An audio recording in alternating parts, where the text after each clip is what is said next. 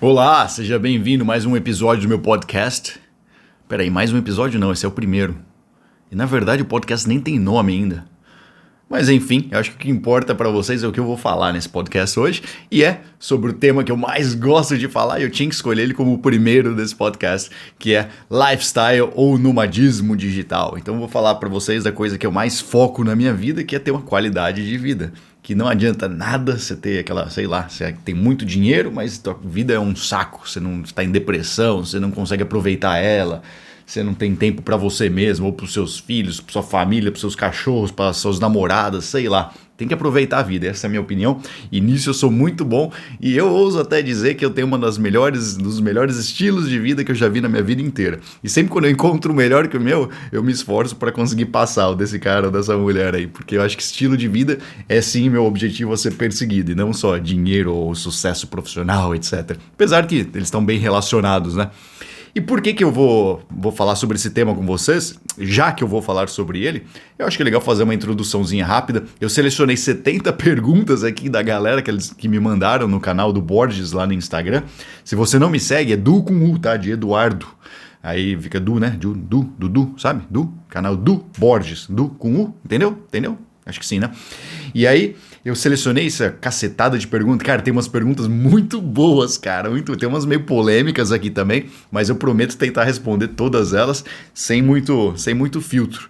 O que importa aqui, eu acho, é a gente tentar ser bem transparente, né? Porque o problema de quando a gente fala de estilo de vida é que tem muita gente que tá te enrolando, né? Sei lá, o cara quer mostrar uma foto de uma Ferrari, mas a vida do cara é uma bosta. Ele não aproveita nada da vida dele e ele tira aquilo lá só pra ficar bonito pro ego dele mesmo, né? Mas a vida em si mesmo da pessoa não é boa. Isso acontece muito com galera de Instagram, né? Porque o Instagram, como que funciona? Você tem que vender lifestyle para as pessoas e esconder quem você realmente é no fundo, né? Então, esse é o tipo de coisa que eu particularmente tenho muito orgulho em ser transparente com vocês. Minha vida realmente é bem bacana, porque é isso que eu busco, né? É isso que eu tento fazer. Então, assim, eu poderia ser muito mais rico do que eu sou hoje? Com certeza. Mas eu, particularmente, acho que ser feliz, ter a vida que você sempre quis ter, é bem mais importante do que dígitos numa conta bancária, né? E quem sou eu? Quem que é o Eduardo Borges?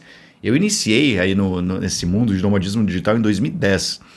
Mas antes disso, eu já amava viajar, só que eu não viajava, porque eu trabalhava muito. Então, em 2010, quando eu saí do meu emprego, eu trabalhava no Banco Citibank, lá em São Paulo, na Avenida Paulista, número 1111.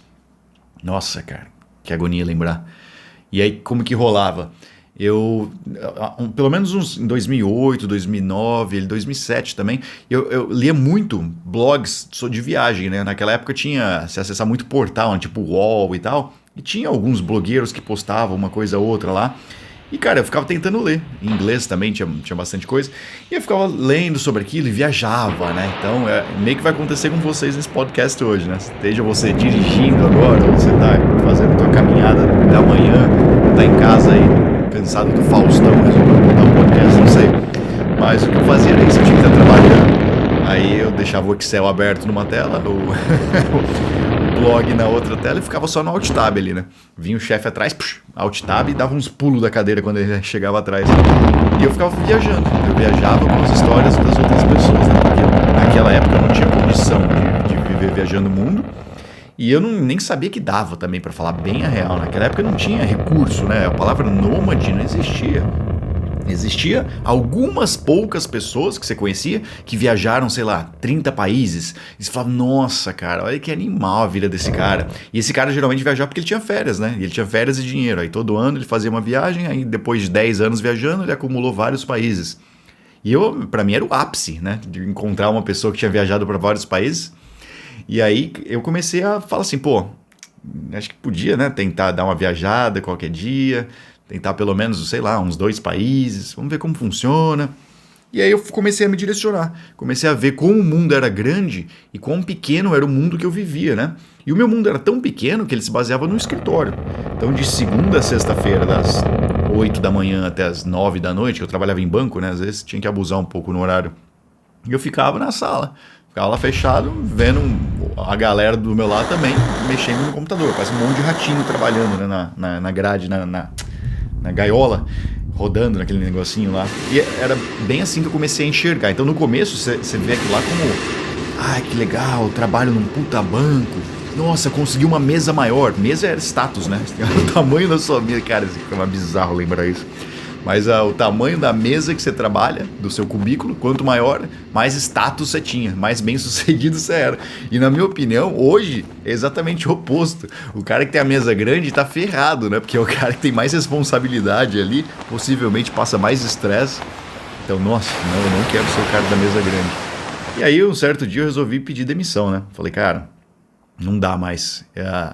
Chega, né? Eu quero viver viajando o mundo, eu quero explorar alguma coisa diferente. Eu não quero passar uma segunda-feira trancado aqui no escritório com o mundo acontecendo lá fora. Não só em São Paulo, não só na Avenida Paulista, mas tem gente em Tóquio agora jogando futebol, tem gente na Espanha jogando pádel, tem, sabe, tem nego esquiando na Suíça, na mesma segunda-feira que eu tava preso na jaula.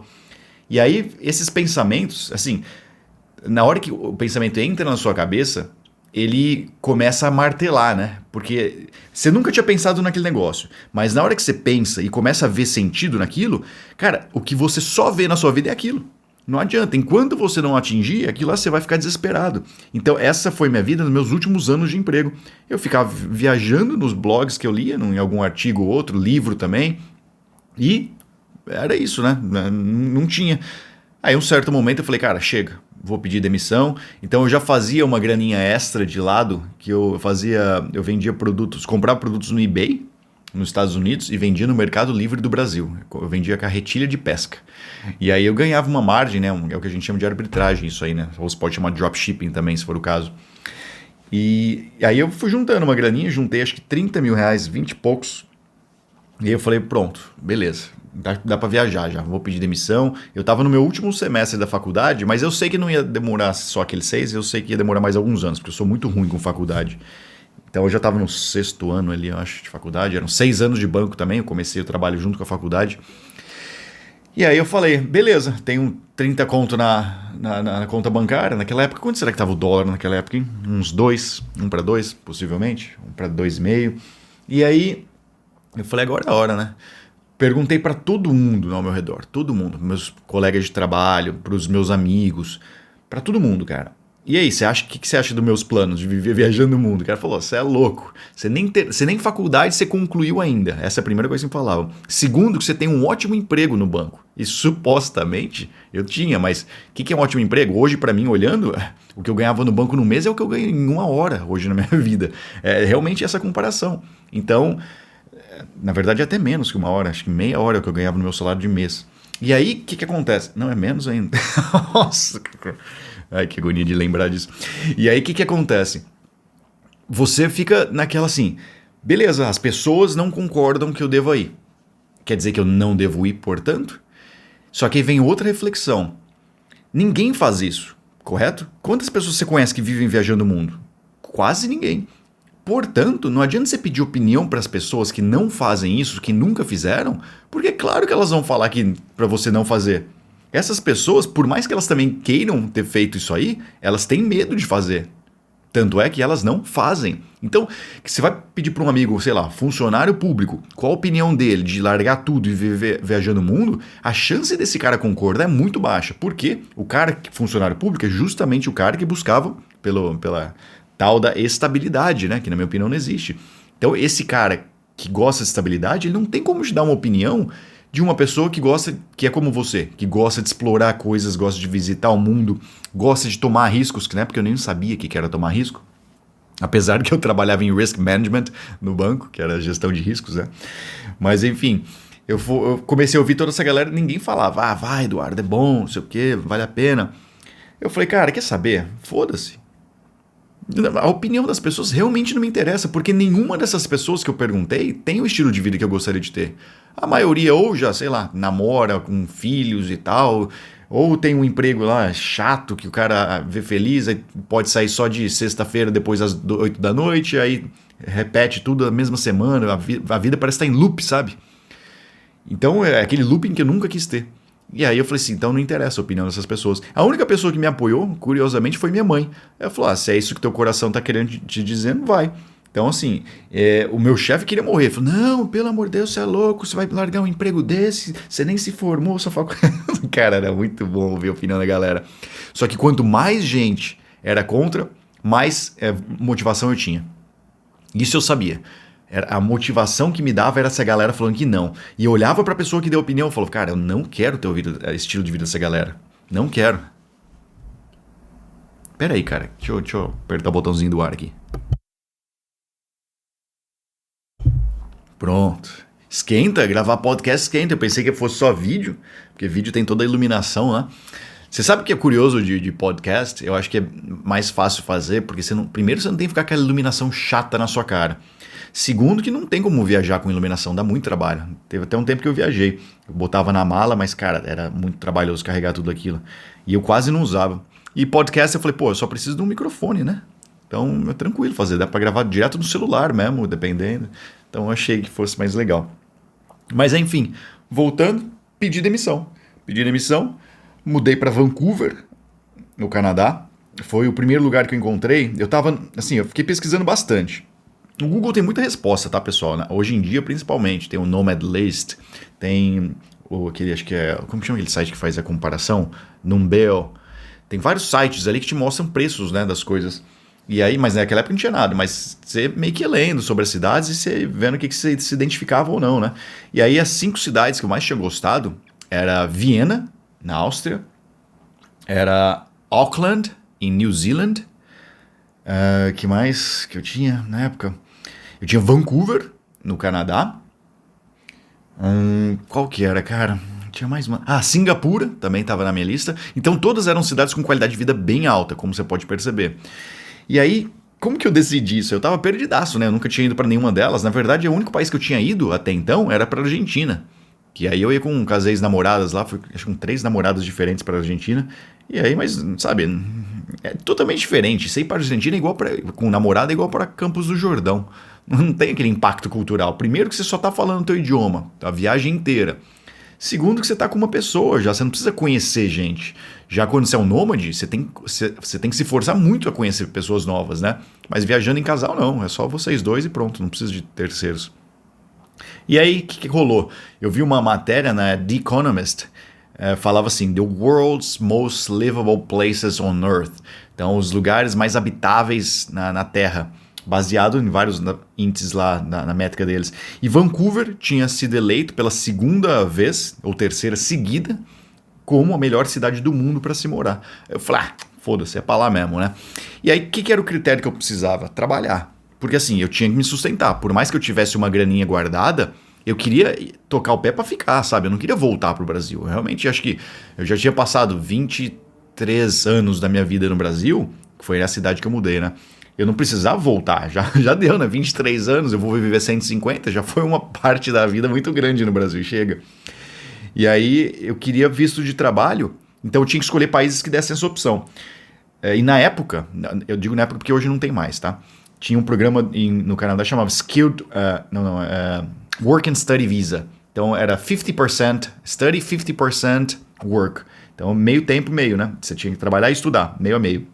E aí eu falei, cara, é isso mesmo, vou me matricular. Eu já falava o inglês de cursinho, tá? Com um sotaque horroroso, que ninguém lá fora, posteriormente, eu descobri que eles me entenderiam. Só brasileiro entende inglês de brasileiro, né? E aí, mas eu sabia falar inglês, sabia me virar. E aí eu peguei e escolhi. Vancouver, me matriculei numa escola de inglês já do Brasil, fiz a wire transfer, né? Mandei, se não me engano, $500 para eles, que incluía 6 meses de aula. E eles também te permitiam visto de trabalho. E aí foi. Larguei tudo, cara. Eu tive gastrite nervosa na primeira semana. Foi foda. Eu nunca na minha vida tive gastrite nervosa. E eu nunca era... Naquela época eu não era uma pessoa tão racional, tá? Quanto eu sou hoje. Então, assim, eu não tinha tanta estabilidade emocional. Mesmo porque eu era muito novo, né? Eu acho que a gente amadurece mesmo na questão comportamental quando a gente vai ficando velho. Quando você tá muito adolescente, não tem como você ser muito maduro porque você não viveu o suficiente. Que o amadurecimento vem das merdas que acontecem na nossa vida, né? Então não tem como ter passado por merda suficiente para aprender quando você é novo. Então eu não era uma pessoa tão racional. E aí eu tava com muita gastrite nervosa, então eu não conseguia nem comer. Faltando, sei lá, uma semana pra viagem, era muito difícil eu comer. Eu comecei a tomar uns remédios porque ser comida dá uma dor terrível no estômago, né? Quem tem gastrite sabe. E aí foi engraçado que... Primeiro que eu terminei com a ex-namorada no aeroporto mesmo, lá em GRU, em Guarulhos. E aí entrei no avião, isso tudo com dor ainda, tá? Com medo e tal. Entrei no avião, cara, pisei dentro dele, sentei na minha poltrona, passou. Passou tudo, todos os medos que eu tinha, os problemas de saúde ali da gastrite, tudo, absolutamente tudo passou. Sabe aqueles e-mails não respondidos, super importantes do seu trabalho? Caguei pra eles, eles simplesmente sumiram do meu cérebro. Tudo aquilo some, cara. É uma vida nova recomeçando. Então, as coisas que você tinha, sei lá, eu nunca fui uma pessoa muito sociável no aspecto de small talk, né? Porque assim, eu não sou uma pessoa extremamente extrovertida. Eu não sou igual aqueles caras de vendas que gostam de falar com todo mundo, que chega em estranho na rua e começa a bater papo. Eu não sou essa pessoa. Eu sou uma pessoa mais reservada. Hoje, felizmente, eu sou bastante sociável porque eu aprendi a ser, mas eu nunca fui uma pessoa extrovertida. Na verdade, eu estava mais pro lado do introvertido. E aí, eu entrei no avião, cara, já tinha um cara do meu lado, já comecei a puxar assunto pro cara. Eu falei, velho, é a minha primeira chance que eu tenho de conhecer uma pessoa diferente ali, né, que tá morando fora e tal. E o cara era gringo também, né? Então, cara, já fiquei batendo papo com o cara legal pra caramba, me deu o cartão dele. E aí ele já começou a me contar que ele morou em Porto Rico, não sei o que. Eu falei, cara, olha que fantástico. Já tô aqui em uma hora aqui da minha nova vida, já tô conhecendo gente e tô adorando a conversa que eu tô ouvindo. Que é muito diferente do que a conversa diária que eu sempre tive na minha vida com as pessoas no trabalho.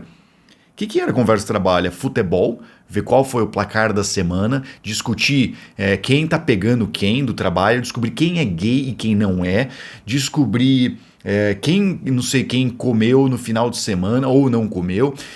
Cara, são coisas tão burras quando você olha para trás, mas que o ser humano, o NPC, né? Depois eu entro no assunto de NPCs, mas é aquele ser humano que parece que era um robô. Sabe, por mais inteligente que ele possa ser, o cara se comporta como um robô. A minha vida sempre foi assim, rodeada de robôs. Hoje eu consigo enxergar isso, na época não, porque eu também era um robô. Eu também era o cara que ficava falando de coisas banais o dia inteiro, cara. E a gente não percebe que é repetitivo isso na vida. Toda semana era o mesmo tipo de assunto. Então, o futebol ia mudar o time e o placar, mas era a mesma conversa que não te leva a lugar nenhum, cara. E a galera só falava disso ao meu redor, né? Então, só nessa primeira hora fora, eu já descobri uma coisa. Eu posso escolher agora com quem eu vou conversar. Eu não sou obrigado a ficar puxando o saco de um cara no trabalho que fala de coisas que eu nem gosto, mas eu tenho que dar risada do que ele tá falando. Que isso é a coisa que mais acontece no mundo corporativo. Sempre tem aquele diretor chato pra caramba, que só faz piada tonta e todo mundo dá risada. Você não tem que fazer isso. Ai, cara, é muito bom. Hoje, se aquele mesmo diretor faz a mesma piada, eu ia falar, não, eu falo, cara, que piada horrorosa, velho. Você não tem nada melhor pra falar? Mas na época, se eu falo isso, eu sou demitido, né? Eu sou estagiário que não ia muito pra frente, né? E aí, só de iniciar essa vida nova, você já tem essa liberdade de começar a escolher com quem você quer se relacionar. É claro que eu ainda não tinha uma perspectiva tão grande nessa época, né? Assim, eu convivi, eu estudei minha vida toda em colégios caros, minha família tinha condição de vida boa. Então, assim, eu tinha amigos que, sei lá, tinham Porsche, Ferrari. Isso era uma coisa não tão diferente na minha vida, tá? Riqueza, ver riqueza. Só que essa galera não tinha o estilo de vida que eu gostaria de ter, a maioria delas. Como eu mencionei, a maioria podia fazer isso fazendo férias de, sei lá, um mês por ano. Esses caras tinham que trabalhar muito, né? Então, por mais que eles tivessem dinheiro, eles não tinham a qualidade de vida. E aí, quando você começa a viajar, você começa a encontrar outras pessoas que têm a qualidade de vida que você gostaria de ter. E, cara, isso é bom. Isso é bom, eu acho que é aí que você começa a descobrir outras coisas que você não sabia que existia, sabe? Eu acho que é nessa hora que você se conecta com essas pessoas que vivem uma vida totalmente distinta do que você está acostumado, que você descobre que existe outro tipo de vida a ser vivido. Hoje em dia isso é mais fácil porque tem Instagram, então a galera posta muita coisa, mas naquela época não tinha redes sociais, né? Era Orkut. Tanto é que meu apartamento que eu arrumei em Vancouver para morar, eu encontrei no Orkut, numa comunidade que chamava Brasileiros em Vancouver. E aí eu arrumei com uns brasileiros, quer dizer, uma menina brasileira que morava com um mexicano, um casal. Aí eu aluguei um den, que é o den, eu não sei nem se tem tradução no Brasil, sei lá, tipo quartinho de empregada, talvez. É um quartinho bem pequenininho, fica no apartamento. Eu pagava pagava $800 por mês. Então Vancouver é uma cidade cara, ainda é hoje bastante. Só que, pô, não tava nem aí, era muito melhor do que a qualidade de vida que eu tinha no Brasil, cara. Era muito melhor já, mesmo morando num quartinho pequenininho. E aí tudo começou, né? Começou e chegou num ponto que depois, isso foi em 2010, março de 2010. Fevereiro eu pedi demissão, aí 2 semanas depois, eu acho, foi o tempo de pegar o visto e conseguir mudar, eu já mudei. E de lá pra cá foram o quê? 11, 12, já tô chegando em 20 anos como nômade digital, né? Espero eu, né? E aprendi muita coisa na minha vida. E é isso que eu gosto de incentivar pra galera, porque dá pra você fazer. Eu sei que no início você tem que ter uma paixãozinha por trás, tem que ter uma fogo ali querendo te mover. Porque senão você não vai mover, porque você não sabe que existe aquele estilo de vida. Você não sabe quão bom ele é. Mas quando você tem já uma certa ideia assim de querer explorar o desconhecido, eu acho que você pode descobrir muitas coisas. Então muita gente, o que eu vejo de diferença é as pessoas, elas não querem explorar o desconhecido, elas querem ir para as coisas que elas enxergam. E aí você faz as coisas rotineiras de sempre, entendeu? Mas o desconhecido você não sabe o que vai acontecer. Esses dias alguém perguntou no meu Instagram: Ô Edu, cara, eu economizo dinheiro morando com a minha mãe, eu já tenho tudo que eu preciso, tenho comida, não sei o quê. Por que eu vou querer morar fora, sem ser a casa dos meus pais? E esse pra mim é um exemplo perfeito, cara, de uma pessoa que não sabe o que existe no desconhecido.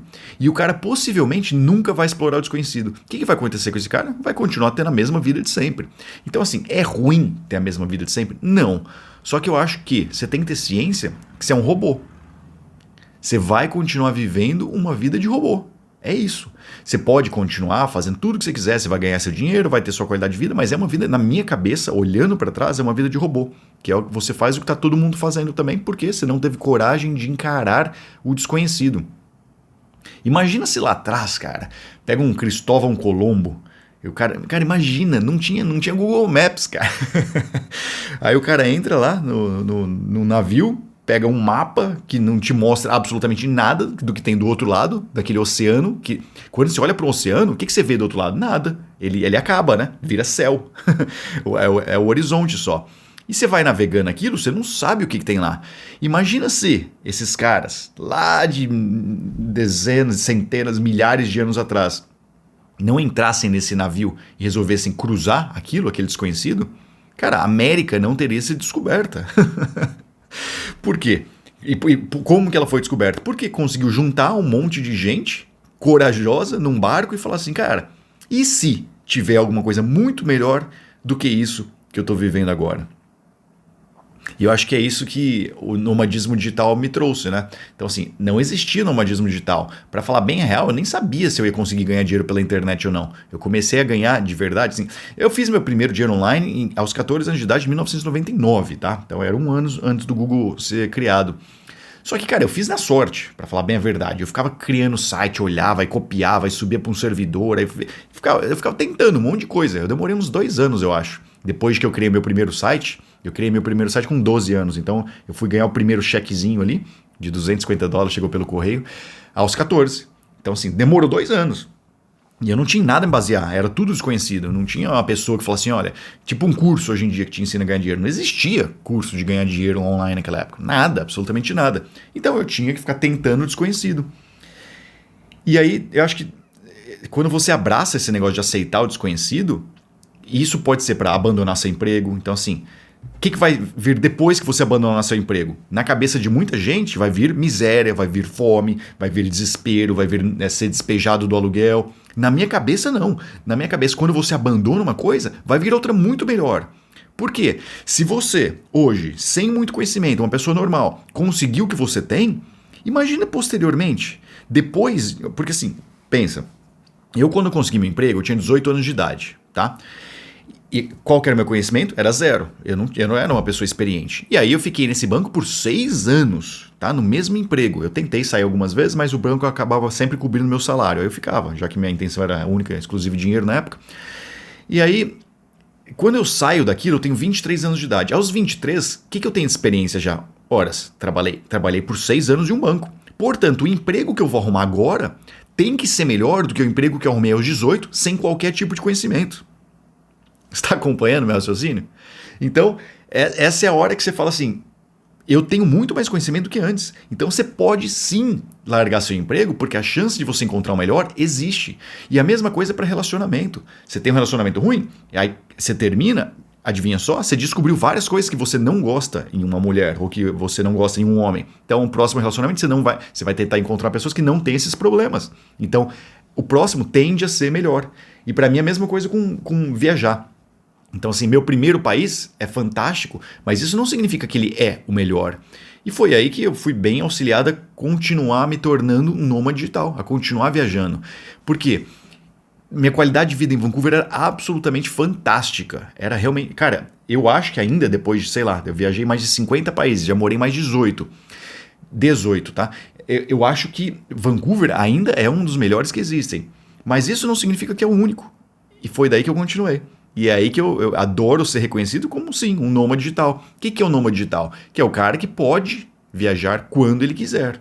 Ponto. Não é o cara que necessariamente fica mudando de país a cada mês. Não, mas se você tem a liberdade de fazer isso, você é um nômade digital. E aí eu gosto de ser um nômade digital porque eu continuo viajando, né? Eu tenho todos esses lugares para ir, porque eu sei que há uma chance grande de eu encontrar algo melhor do que o que eu tenho hoje. E por que eu tenho isso? Porque eu descobri que não é legal viver como um robô. É legal você viver viajando o mundo. E, cara, é muito bom quando você viaja, agora entrando um pouquinho mais, saindo dessa parte um pouco mais reflexiva, falando um pouco mais da vivência de viagens, né, internacional. É muito legal quando você tá numa cultura nova, porque, de novo, são coisas que você nunca viu, né, que tá acontecendo. Eu lembro até hoje quando eu fui no McDonald's em Vancouver. Aí eu com aquele meu inglesinho horroroso, né? Que no banco era um dos melhores meu inglês, cara. Mas no Canadá era horroroso. Aí eu fui no McDonald's e eu falei assim, can I have a double quarter? Falava assim, né? Com esse sotaque. Aí a mulher, I'm sorry, what? Eu falei, a double quarter. Cara, a nega não entendia o que eu tava tentando falar. Acho que é quarteirão, né? Que chama no Brasil. I'm sorry, I don't understand. Aí eu falava, double quarter. Aí eu apontei pro lanche e a mulher falou, oh, double quarter. Falei, cara, é isso que eu tava falando. A mulher não entendia, cara. Aí eu descobri que falar double quarter e double quarter são coisas totalmente distintas, cara. Os caras não entendem. Então, assim, meu sotaque no começo, eu descobri que era muito ruim. E quanto mais você convive com o brasileiro quando você viaja, ó, uma dica já pra vocês, tá? Você tende a piorar seu sotaque, ele não vai ser melhorado, porque você está aprendendo inglês, está ouvindo inglês saindo da boca de outros brasileiros que também têm sotaque horroroso. E aí, se eu puder dar uma dica para vocês, é melhore seu sotaque. Eu tenho até um vídeo no YouTube que eu ensino como fazer isso com uma ferramenta gratuita, depois vocês dão uma olhada lá. Mas eu tô sempre melhorando minhas palavras. Por quê? Primeiro que você tem mais respeito, tá? Das pessoas. Quando você fala com um sotaque horroroso, elas vão te encarar como criança, cara. É muito engraçado. Eu lembro também no meu primeiro emprego que eu tive no Canadá, eu tava tentando falar luva. Aí eu falava gloves. Ah, I like your gloves. Cara, os caras choravam de rir quando eu falava isso. Ou quando eu falava uma marca, tipo, eu falava Paul Smith. Cara, sempre que eu falava Paul Smith, que é o nome correto, eu falava Paul Smith, a galera morria de rir de mim, cara. Então, assim, você não é muito levado a sério, sabe? Você é um pouco criança. É bonitinho, ninguém vai te achar burro, mas eles te acham meio criança, né? É meio esquisito, cara. Então, eu acho que vale muito a pena isso aí também por essa experiência, né? Você tá em contato com a língua da pessoa, a cultura da pessoa, você vai aprendendo coisas diferentes. E aí, meu amigo, na hora que você descobre coisas que são diferentes da que você... Por exemplo, quando você vai na escola no Brasil, você aprende sobre... vamos pegar... Cara, eu nem lembro, porque eu odiava estudar literatura. Mas Machado de Assis, por exemplo, tá? O colégio diz que é muito importante você saber a história de Machado de Assis. Cara... Na hora que você chega no Canadá, o nego tá cagando pra quem é Machado de Assis. Ninguém nunca ouviu falar esse nome, Machado de Assis. Só que na tua educação local, regional que você teve, aquilo era importante. Então é engraçado que na hora que você começa a viver outras culturas, você começa a descobrir que você aprendeu coisas tão irrelevantes para sua vida que, na verdade, elas eram importantes só na comunidade que você vive. na tribo que você vivia. No fundo, a gente é um monte de índio em tribos, cara. Porque o que a gente aprende, o que a gente fala, é o que a gente conviveu dentro daquela tribo. Mas, na hora que você sai da sua tribo e vai para uma tribo totalmente distante, o idioma é diferente, os comportamentos são diferentes, o modo de se vestir é diferente, o modo de pensar é diferente, os deuses são diferentes. Então, religião para mim foi um impacto gigante. Cara, eu nasci em uma família católica. Todo mundo no Brasil é católico, né? O Brasil, na verdade, é um dos países mais religiosos que eu já fui. E aí, o que rola? Você chega no Canadá, quer dizer, no Canadá até que não, mas você chega na Noruega ou na Suécia e, sei lá, fala alguma coisa de Deus para as pessoas. Uma coisa, o que é comum de Deus no Brasil? Fica com Deus, sabe? Você fala isso para uma pessoa, cara, os caras falam, como assim? Sabe? Eles vão te tratar também como um pouco de criança, sabe? Porque na lugar que eles foram criados, eles não acreditam em Deus. Esse Deus que a gente acredita, Jesus Cristo e tal. Na cabeça deles, achar que Deus está te protegendo agora é uma coisa infantil. Então, como que você descobre isso? Viajando. Eu nunca no Brasil poderia fazer uma piada de Jesus Cristo, por exemplo, como você pode fazer na Islândia. Porque você acha que você vai pro inferno. Lá não, lá ninguém acredita em inferno nem em Jesus Cristo. Então, sabe, são tribos tão distintas, que no começo você se questiona um pouco. Você se questiona de duas coisas. Mas peraí, será que o que eu aprendi tá errado? Ou será que o que esse cara aprendeu tá errado? Geralmente, no início, você tende a discutir com a outra pessoa. Que é a mesma coisa da política, né? Você tem um lado, aí quando você encontra alguém que pensa do outro lado, você vai discutir com ela para provar que o seu lado é o correto. Mas conforme vai passando o tempo, você vai passando por tantas tribos diferentes, por países diferentes, você começa a aceitar que existem outras verdades além da sua. E é essa outra coisa que o desconhecido traz para você, né? Então, quando você está na tua comunidade aí vivendo tua vida parado, você acredita em uma verdade, só que você não sabe de todas as outras que existem e muitas vezes você acredita em uma coisa que, na minha opinião, nunca foi verdade. Então, eu acho que viajar é demais por esse motivo, sabe? Você vai abrindo todos os tipos de horizontes que você pode imaginar. E é bom demais, né? Aí a gente entra e fala, falar de... Cara, pegar uma balada num país diferente é muito mais legal do que ir na balada que você vai todo final de semana.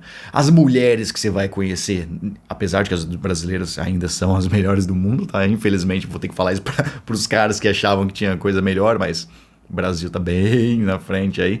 Mas a Rússia ganha também, mas depois eu respondo isso aí como uma pergunta. Tudo é muito diferente nesse aspecto de diversão também, sabe? Então assim...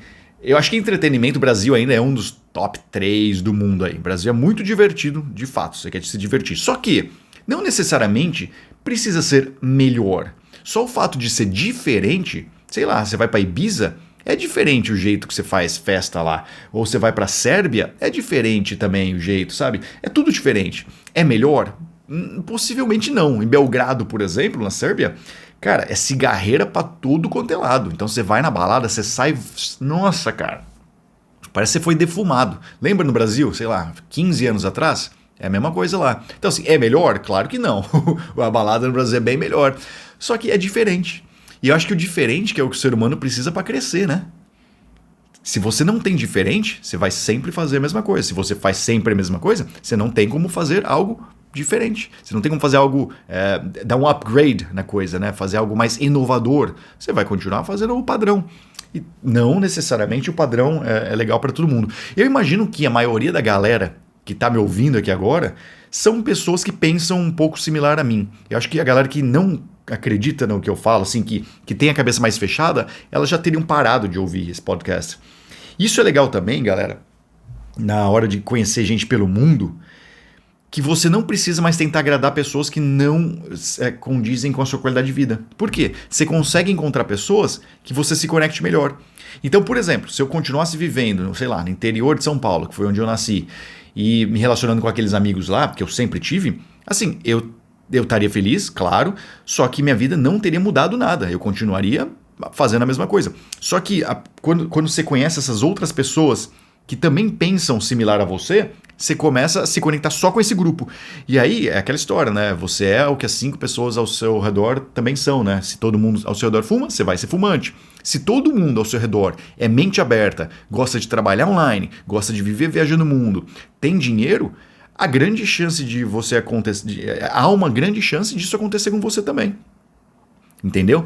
Então, eu acho que esse é legal de poder viajar. Você tem acesso a essas pessoas que só na sua cidade pode até ter. Você mora numa cidade pequena no interior, vai ter uma pessoa que pensa igual a você, duas que você pode acabar se conectando? Vai.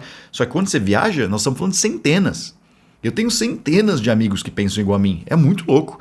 E hoje eu sou diferente, né? Então, assim, com a galera que eu fui criada, totalmente oposta do que eu convivo hoje, né? Deixa eu beber uma aguinha aqui. Esse barulhinho que vocês estão ouvindo aqui, ó. É que eu tomo na minha garrafinha de academia. Sabe uma coisa curiosa de academia? Quando você viaja, eu sempre ganho aquelas caixonas de whey protein, sabe? Pra treino, porque elas são muito grandes, né? E a galera geralmente compra, e aí eles têm que viajar, sei lá, 1 mês, 2 meses depois, aí sobra. É muito difícil eu comprar whey quando eu tô em outro país, porque sempre tem aquele amigo que vai viajar e me dá o saco de whey dele. Essa é uma coisa difícil de carregar na mala, né? Não tem nem por que carregar. Eu espero que ninguém carregue whey na mala, né? Porque é um espação que você toma. Falando em mala, galera, isso é uma coisa também que você evolui muito na vida, hein? Eu lembro quando eu mudei pro Canadá, nossa, eu fiz uma mala gigante, cara, enchi de um monte de coisa. Que loucura, cara. Eu olho pra trás. Hoje eu consigo viajar com uma malinha pequena de 15 quilos e pronto, tô felizão. Naquela época, sei lá, acho que tinha 30 quilos. Nossa, quanta coisa, cara. Deixa eu levantar umas perguntas aqui que a galera me enviou. Eu sei que vocês gostam de que eu responda essas perguntas. Cara, toda hora eu fico olhando aqui pro meu tablet, que eu tô gravando isso aqui, eu arrumei um setup bem legal de gravar esse podcast. Eu gravo no meu microfone, e aí com o tablet gravando aqui, né? E aí, às vezes, ele fecha, eu falo, nossa, perdeu a gravação inteira. Mas tá indo bem, galera. Vocês estão curtindo esse podcast? Eu tô gostando, cara, eu tô gostando. É bem melhor fazer vídeo dá muito trabalho. Nossa, cara, vídeo é foda, cara. Eu entrei, eu lembro que eu comecei a fazer vídeo no YouTube e já sabia que eu ia odiar. Podcast eu tô gostando. Vamos lá, o Nicolas mandou uma pergunta: melhores cidades para iniciantes no nomadismo fora do Brasil. Nicolas, primeiro de tudo que você tem que saber, a palavra melhor não existe para praticamente nada na vida de forma generalizada. Melhor é para alguém, é melhor para os seus olhos. Tá? Então não é porque a gente vai na balada e os dois estão atrás de mulher. Você é apaixonado por loira, eu sou apaixonado por morena. Não é porque você viu uma loira e você fala que ela é a melhor da balada. Correto? Com cidades é a mesma coisa. Tem gente que adora Rio de Janeiro, tem gente que adora São Paulo. É difícil gostarem dos dois, tá? Geralmente é um ou outro, né? Eu sou uma pessoa que ama São Paulo e odeia Rio de Janeiro. Mas eu odeio Rio de Janeiro por quê? Tem vários motivos para isso. Segurança, para mim, é uma coisa muito importante nos meus critérios. Para muita gente não é. Entendeu? Então, se você não se importa com o país ser um pouquinho menos seguro, então as tuas opções são bem diferentes das minhas quando a gente está selecionando melhores. Mas vamos lá, eu vou falar do melhores pro Eduardo Borges, na minha opinião, pro meu gosto. Eu tenho um gosto bastante específico. E esse gosto está sempre mudando, tá? Quanto mais eu viajo... Quer dizer, hoje em dia não, né? Porque eu acho que eu já cumpri o planeta Terra inteiro aí, do que eu tinha que... Países que eu queria ter vivido, eu já vivi, quase todos eles. Eu só não morei no Japão ainda. Eu tenho vontade de morar um tempinho no Japão, porque a cultura eu acho muito legal. Mas, quer dizer, eu nem sei quando você está ouvindo esse podcast, né? Dependendo, já devo ter morado lá. Mas, de resto, eu já morei em todos os países que eu queria ter morado. Total foram 18. E as melhores cidades, eu acho que para quem está iniciando, são lugares que você consegue se conectar com outros nômades. Eu acho que isso aí é o melhor, tá? Então, assim, você poderia ir para Nova York? Sim. Você poderia ir para Londres, você poderia ir para Moscou, você poderia ir para Stockholm. Só que esses lugares não tem nômades. É muito difícil a galera nômade estar lá. Então, eu acho que quando você está iniciando, é legal você ter amigos. É muito bom mesmo você fazer amizade, sabe? Eu acho que é igual você vai numa festa e você não tá com nenhum amigo legal, você tá com uma pessoa chata só, e aí, cara, sabe, não é legal. Só que quando você vai com a tua galera, todo mundo tá dando risada, é muito mais divertido, independente do lugar ser bom ou não. Então, eu acho que o início do nomadismo digital é, claro, ganhar dinheiro, eu acho que é muito importante você focar em trabalho, mas é conhecer gente, eu acho que é a parte mais importante. Então, respondendo, onde você consegue conhecer mais pessoas pelo mundo? Essa pergunta faz mais sentido do que as melhores cidades, tá? Chiang Mai, na Tailândia, é um lugar mais barato, então você tende a conhecer uma galera mais econômica, são os nômades mais iniciantes, assim como você. Então, cara, tem muito nômade digital em Chiang Mai, muito mesmo. Onde mais? E, por sinal, em Chiang Mai, deixa eu até abrir meu Google Maps aqui enquanto eu falo com vocês, é muito legal, cara, eu esqueci o nome completamente. Como chama? Niman. Então a área de Niman, que é onde todo mundo fica. Ou, quer dizer, todo mundo não, é o nômade digital um pouquinho mais dinheiro. E tem o Centrão, que é onde os nômades digitais mochileiros ficam, né? Os backpackers. Eu, particularmente, me envolvo bem pouco com o mochileiro. O mochileiro tende a ter um estilo um objetivo de vida bem diferente do meu. Eles só querem beber coisa muito barata, eles só vão em botequinho ruim, eles não se importam com mulher feia. Então, assim, eu não tenho estilo de vida mochileiro, tá? Nunca tive. Eu não gosto de hostel, por exemplo. Então é um pouco diferente. Eu sou um nômade um pouquinho... Na época, né, que quando eu nasci, eu preferia um pouquinho mais de qualidade. Então, Niman era a área legal de Chiang Mai, que a galera, assim, gosta. Mas você pode ficar no centro também, downtown lá de Chiang Mai, tem bastante hostel, bastante backpacker. Então, resumindo, Chiang Mai é a primeira cidade. A segunda seria Canggu, em Bali. Bali é uma ilha na Indonésia. E dentro de Bali tem várias regiões ali, né? Microcidades, né? E aí, Canggu é a mais comum entre nômades digitais. Então tem vários cafés lá, um do lado do outro, só nômade mesmo. Acho que nômade digital sustenta Canggu, que é turismo basicamente, né? E você pode também ir para Ubud, se você é que fica em Bali. Mas Ubud já é um pouco mais espiritual o negócio lá. Tipo, não tem festa à noite, sabe? Quer dizer, até tem, mas é bem mais escondido. Então não tem várias gente bêbada na rua, não tem nada disso, não tem balada. E é muito yoga, né? A galera vai para Ubud para fazer yoga. É igual aquele filme Eat, Pray and Love, sabe? Da Julia Roberts. Ela foi gravada em Ubud. Não sei se você... A mulherada deve ter identificado agora quando eu falei. Então, eu sou apaixonado por Ubud. Eu gosto de ir para Canggu. E aí eu fico em Canggu, sei lá, um mês. Depois eu fico pelo menos umas 2 semanas em Ubud, relaxando, desintoxicando a alma. É bom demais. Onde mais? Bastante nômade. Budapeste tem bastante, tá crescendo, tá? Assim, no início não era tanto, porque assim, entre os países baratos da Europa, Budapeste é o mais caro, a Hungria no caso, né? Quer dizer, a Hungria não é tão cara, mas a cidade de Budapeste em si, ela acaba sendo mais cara. Então, mas é muito boa, tem bastante nômade lá também, tem bastante encontro de nômades, tem bastante coworkings para você trabalhar. Coworking é muito legal para conhecer gente, muito legal mesmo. E quando você é introvertido, não se preocupe, que você acaba conhecendo gente também, tá? É que assim, o extrovertido chega no coworking, já conhece nego na hora, né? Já chega falando oi para todo mundo. O introvertido não, ele fica na dele, e de vez em quando ele vai pro café ali, sei lá, tromba em alguém, fala hello, e começa a bater papo, você faz amizade. Então assim, a única coisa que acontece é que demora mais pro introvertido. Mas você acaba conhecendo gente, sim, da mesma forma. Não se preocupe quem for introvertido e tem medo de se conectar com pessoas. Você vai, sim, se conectar com pessoas, pode ter certeza. Onde mais? As cidades clássicas. Então eu falei de Canggu, eu falei de Bali, Bali, na verdade, eu falei Ubud de Canggu, né? Que mais que a gente tem? A gente tem... A gente tem Budapeste. Deixa eu abrir meu computador aqui, deixa eu lembrar minha listinha de cidade, que eu tô tendo branco na cabeça. Tomei muito gin tônico ontem à noite. Hoje tá crescendo bastante a comunidade em Playa del Carmen, no México. Tem bastante nômade indo pra lá. E é muito curioso. Eu particularmente... Assim, eu gosto do México, mas eu prefiro CDMX, né? Que é a Ciudad del México, que é a capital. Ela é bem similar a São Paulo, eu acho que tem mais opções de coisas e tal. Mas é uma cidade bacana também, Playa del Carmen. Onde mais?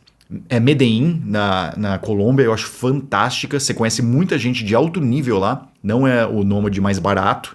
Porque assim, Medellín pode sim ser uma cidade. Você pode viver lá gastando pouco, só que você não vai querer.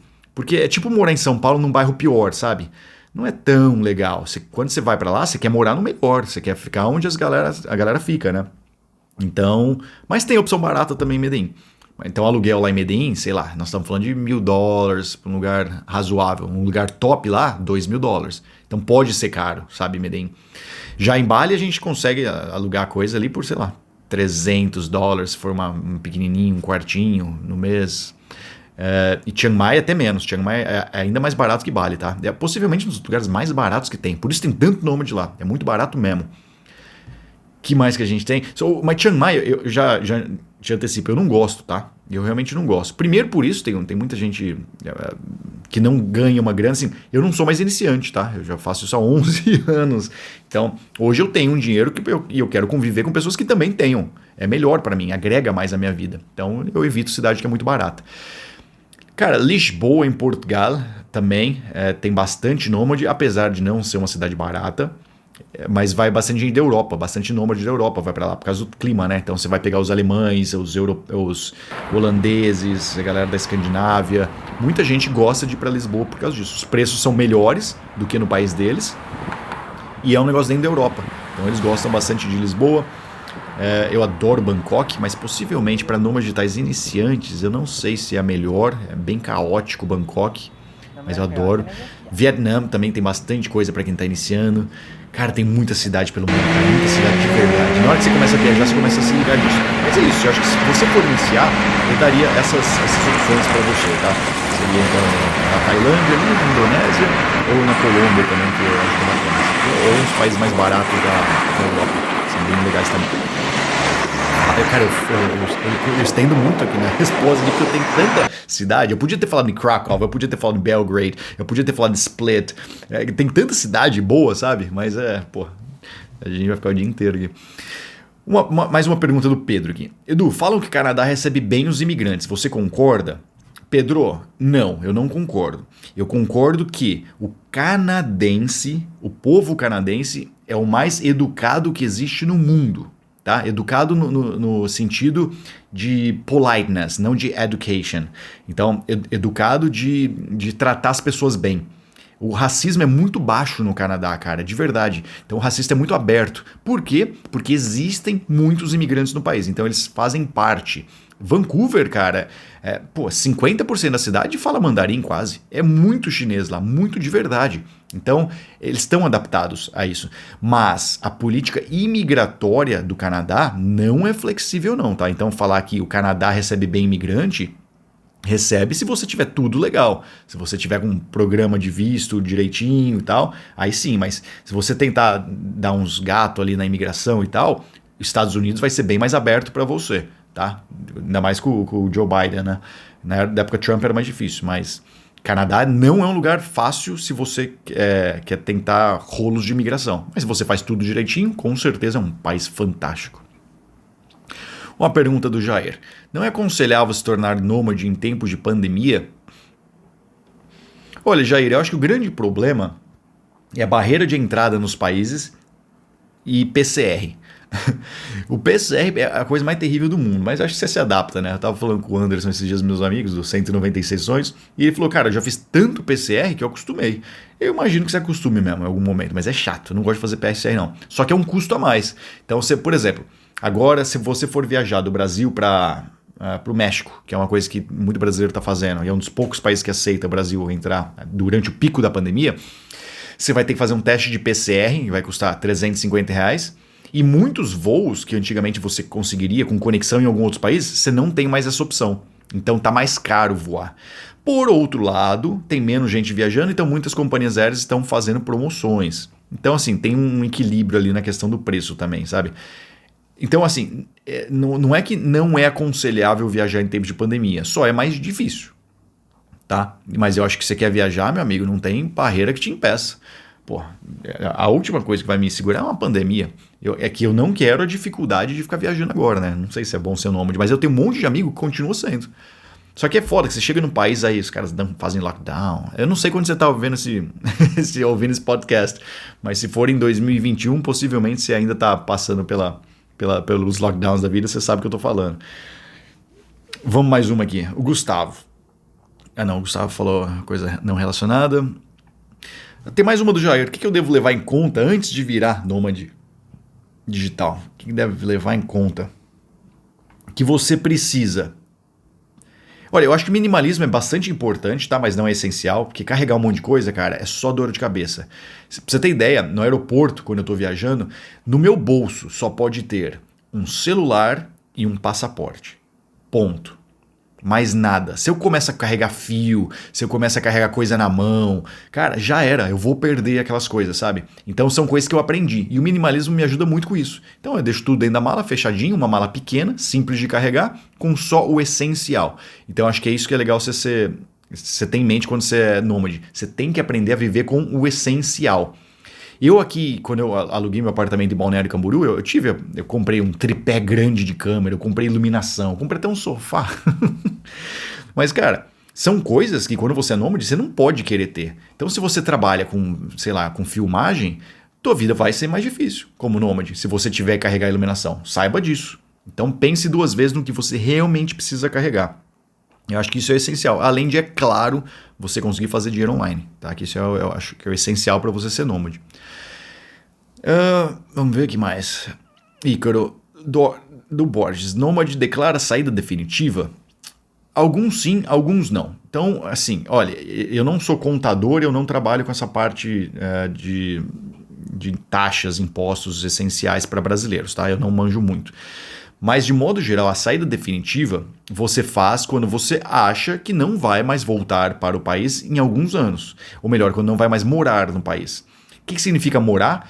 Passar mais de 180 dias, mais de 6 meses, né? Se você ficou mais de 6 meses dentro do Brasil, você é um morador do país. Se você acha que pelos próximos 5 anos você não vai mais morar no Brasil, então eu acho válido sim você fazer a saída definitiva, porque você não paga mais imposto, né? Você não declara mais imposto de renda. Porém, se você tem um CNPJ no Brasil, fica de olho, porque se você fez saída definitiva, seus impostos aumentam. Você não paga, tua empresa não vai mais pagar o mesmo imposto que você pagava antes. Vai ser imposto mais caro agora. Então, se você vai fazer a saída, tenha ciência que é melhor você ter toda a tua estrutura fora do país, não ter mais uma empresa no Brasil. Beleza? Então isso cabe a você, cabe a cada um, né? Se você tem essa opção, eu particularmente acho excelente você deixar de pagar seu imposto. Porque imposto é aquela coisa, né? Você paga imposto de empresa e imposto de pessoa física. São 2 impostos. Então, você, fazendo a saída definitiva, você já elimina a necessidade de pagar imposto de pessoa física. Mas aí você tem que ficar de olho na parte da empresa. O Rodrigo me perguntou qual que era o meu custo de vida em Budapeste. Cara, meu custo de vida está sempre mudando, tá? Porque eu sempre subo ele. Cada ano que passa eu gasto mais. Isso é fato para mim. Primeiro porque depois que você morar num lugar bom, você não quer morar num lugar ruim. E você quer morar num lugar melhor. É isso. Então assim, meu primeiro aluguel, cara, é $700, né, que eu falei. Mas era caro, porque eu fui para Vancouver. Mas eu já cheguei a morar em Odessa, por exemplo, eu pagava $500 mês. Era bem mais baixo, sabe? Onde mais que eu paguei mais barato que $500? Acho que em nenhum lugar. Tailândia, talvez. Chiang Mai eu já paguei bem barato também. Acho que eu paguei $300 por mês em Chiang Mai. Mas era bem bom o lugar. Então assim, eu tô sempre subindo meu custo de vida. Em Budapeste, o meu aluguel com taxas e tal dava $2.000, $2.200, eu acho. Acho que era 1.800 euros. Eu não sei a conversão para dólar, não tô lembrando. Mas era por volta disso. Aí, cara, o que é uma refeição lá? Por volta de $10. Então, $20 por dia de refeição. E aí você vai fazendo as contas, sabe? Tem um site que é bem legal para isso, chama numbeo.com. Numbeo. Numbeo.com. E ele te dá os preços, né, dos lugares. Então, eu gosto dele é um cost of living, que eles chamam, né? Você coloca a tua cidade lá, ele te mostra mais ou menos. Mas é o que eu falei lá atrás, na outra pergunta, né? Custo de vida depende de você, cara. Eu, particularmente, adoro ter uma vista legal. Para mim é importantíssimo ter vista porque eu fico muito tempo dentro de casa. E se eu não tenho o que olhar para fora, dá um pouquinho de depressão, sabe? Principalmente no inverno. Você tá morando em Budapeste ali num lugar que, cara, você sai pouco de casa no inverno, né? Você não tende a ir almoçar fora todo dia.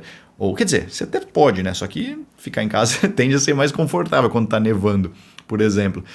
Então, eu acho que ter uma vista, cara, ter uma janela bacana, pelo menos, ajuda muito. Só que acontece, isso é mais caro, né? Você vai, tipo, Budapeste, eu morava no lugar mais... possivelmente era o prédio mais clássico que existe na cidade inteira. Todo mundo conhecia meu prédio, que é o prédio do Starbucks na Fashion Street. Ele overviu toda a área do The Akverenster, que é a parte mais movimentada da cidade para turistas, possivelmente. Então, assim, era um lugar mais caro. Eu pagava um plus pela localização. Aí o custo de vida final, tendo isso aí $2.000, mais comida, mais $1.000, mais diversão. Cara, dava uns $4.000 mês. Era isso. Isso em 2019, tá bom? Então, aqui em Balneário Camboriú é mais caro. Eu gasto mais. Por mais que a conversão em real seja... Aqui meu aluguel são quase $4.000 mês, né? Então, assim, é bem mais caro aqui. Mas a conversão ajuda também. Enfim, é por volta disso aí. Hoje em dia, se eu for morar em Londres, meu custo de vida vai ser uns £10.000, sabe? Então depende muito da cidade que você está morando também. Mas eu tenho amigo em Budapeste, já para te deixar feliz, caso você queira economizar, eles gastam 300 euros de aluguel, cara. Assim, é ruim o lugar e é um pouco afastado, mas você ainda continua morando numa cidade fantástica, sabe? Então dá para ser barato as coisas. Os drinks na balada, 6 euros. Então não eram preço caros. Budapeste é uma cidade bem acessível, custo-benefício. Vamos ver, que mais que eu tenho de perguntas. Deixa eu beber mais uma aguinha, senão eu vou morrer aqui.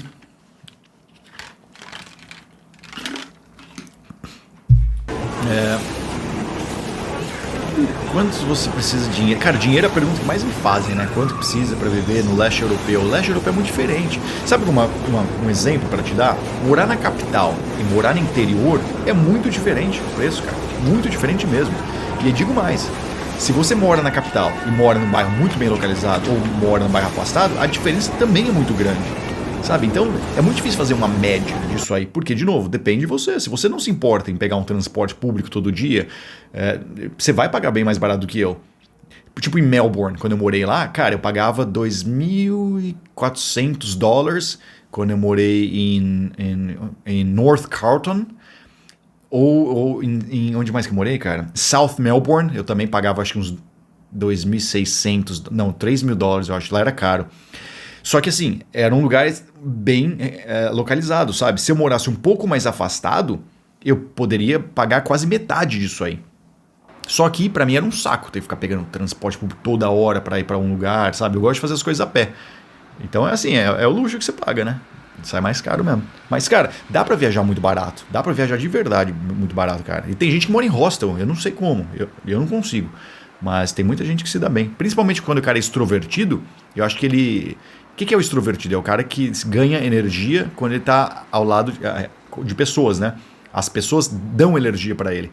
Já o introvertido é a pessoa que perde energia. Então, quando você tá com muitas pessoas, você precisa do teu tempo sozinho para se recarregar. O extrovertido recarrega com pessoas. Quando ele está muito tempo sozinho, ele começa a perder energia.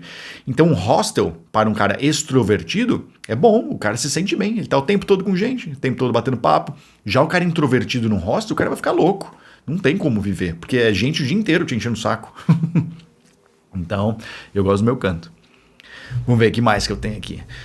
A pergunta do Marcelo, essas aí também veio um monte. Melhor país para começar solteiro como nômade digital. 18 anos solteiro. Marcelo, eu vou assumir que você é straight.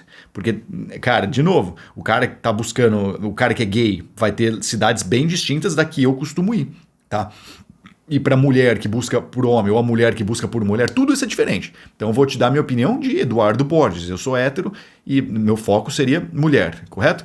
Então, as cidades como Nômade, que dá para fazer isso, que eu acho fantástica, cara. Kiev, na Ucrânia. Odessa, na Ucrânia. Cara, a Ucrânia, de modo geral, tá? A Rússia também é muito boa, mas o idioma é um problema. Pouca gente fala inglês lá. Kiev eles falam bem mais. Kiev ou Kiev, se você preferir, tá? Que é a capital da Ucrânia. Ela fala mais russo do que... fala mais inglês do que os países, as cidades da Rússia. Sochi também, acho que o pessoal fala um pouco mais inglês na Rússia, mas todos esses países relacionados à Rússia ali, a mulherada é demais, cara, não adianta. Depois das brasileiras, eu acho que elas estão ali no top 3 do mundo, né? De mulher mais bonita que existe. Então, não dá pra fugir muito daquela área, sabe? Então, a gente pega também a Sérbia, tem muita mulher bonita, que também tem bastante ligação com a Rússia. Onde mais? Aqueles países ali.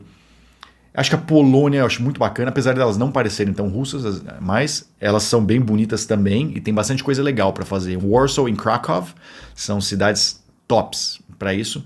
Budapeste também, muita mulher maravilhosa, mas elas são bem difíceis, já te antecipo, principalmente com quem não é húngaro. O húngaro em si ele é muito racista, tá? O húngaro e o suíço são os mais racistas da Europa. Sabia dessa? Se você é muçulmano, cara, e em Budapeste, você vai sofrer, cara. Você não vai pegar mulher nunca. As mulheres não gostam de muçulmano lá. Então, assim, se você tem cara meio de árabe, pode fazer tua barba, parar tua sobrancelha aí, meu amigo, tirar esse pelo da cara, porque você não vai ter muita chance com elas, não. Elas gostam dos caras mais cara limpa na Hungria. Então, assim, por mais que tenha muita mulher gata, é muito mais difícil de conquistar elas lá. Mas, nossa, elas são bonitas, hein? Meu Deus do céu, as húngaras. Não é à toa que eu morei lá tanto tempo, né? Minha base em Budapeste. Que mais? Países com muita mulher gata. Cara, Medellín também é muito legal, se você gosta do estilo mais latina, assim, né? Então é um lugar muito bom para solteiro, para nômade solteiro. Tem muita festa também, né? Rumbia. Só que elas são estilo latina, né? Tem as mais branquinhas, mais descendência espanhola também. E tem as mais escurinhas, né? Mais, como que fala? Mais marrom. É brown, né? Que a gente falaria em inglês. Mas no português a gente não usa muito a palavra marrom, né? Para definir pessoas. Mas enfim, Medellín também é bem legal. Me diverti bastante.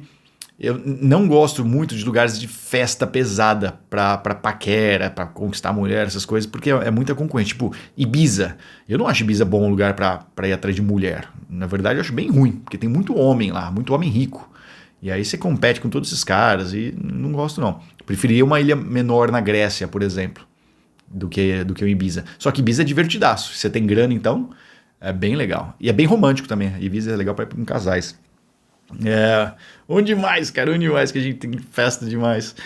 Olha, Stockholm, ela é bem legal porque as mulheres são muito bonitas e elas são bem abertas no aspecto feminismo. Então, assim, quando a mulher ela encara direitos iguais para o homem e para a mulher, ela não tem receios em transar, sabe? E ela não tem receio em ser mal falada. Isso não existe na Suécia, uma mulher mal falada. Então ela faz o que ela tem vontade de fazer. Tem aquele papo que as mulheres chegam nos homens na balada. Chega, mas cara, na boa, se você é feio, não vai chegar ninguém em você, sabe? Então, essa é uma ilusão muito pesada, que eu ouço muita gente falando, não, a Suécia, você vai na balada, elas começam a vir em você. Não é verdade isso, tá? Pelo menos em mim ninguém chegava assim, não. Só que elas podem te dar umas olhadas diferentes. Mas, cara, a gente é brasileiro, aqui tudo é mais fácil. E tem um detalhe, né? Eu tenho uma aparência específico. Aparência física específica. Se você for diferente, se for negro, por exemplo, você é meu oposto. Se você é asiático, você é meu oposto. Então, não tem como falar o que funciona pra mim, vai funcionar pra você também, tá?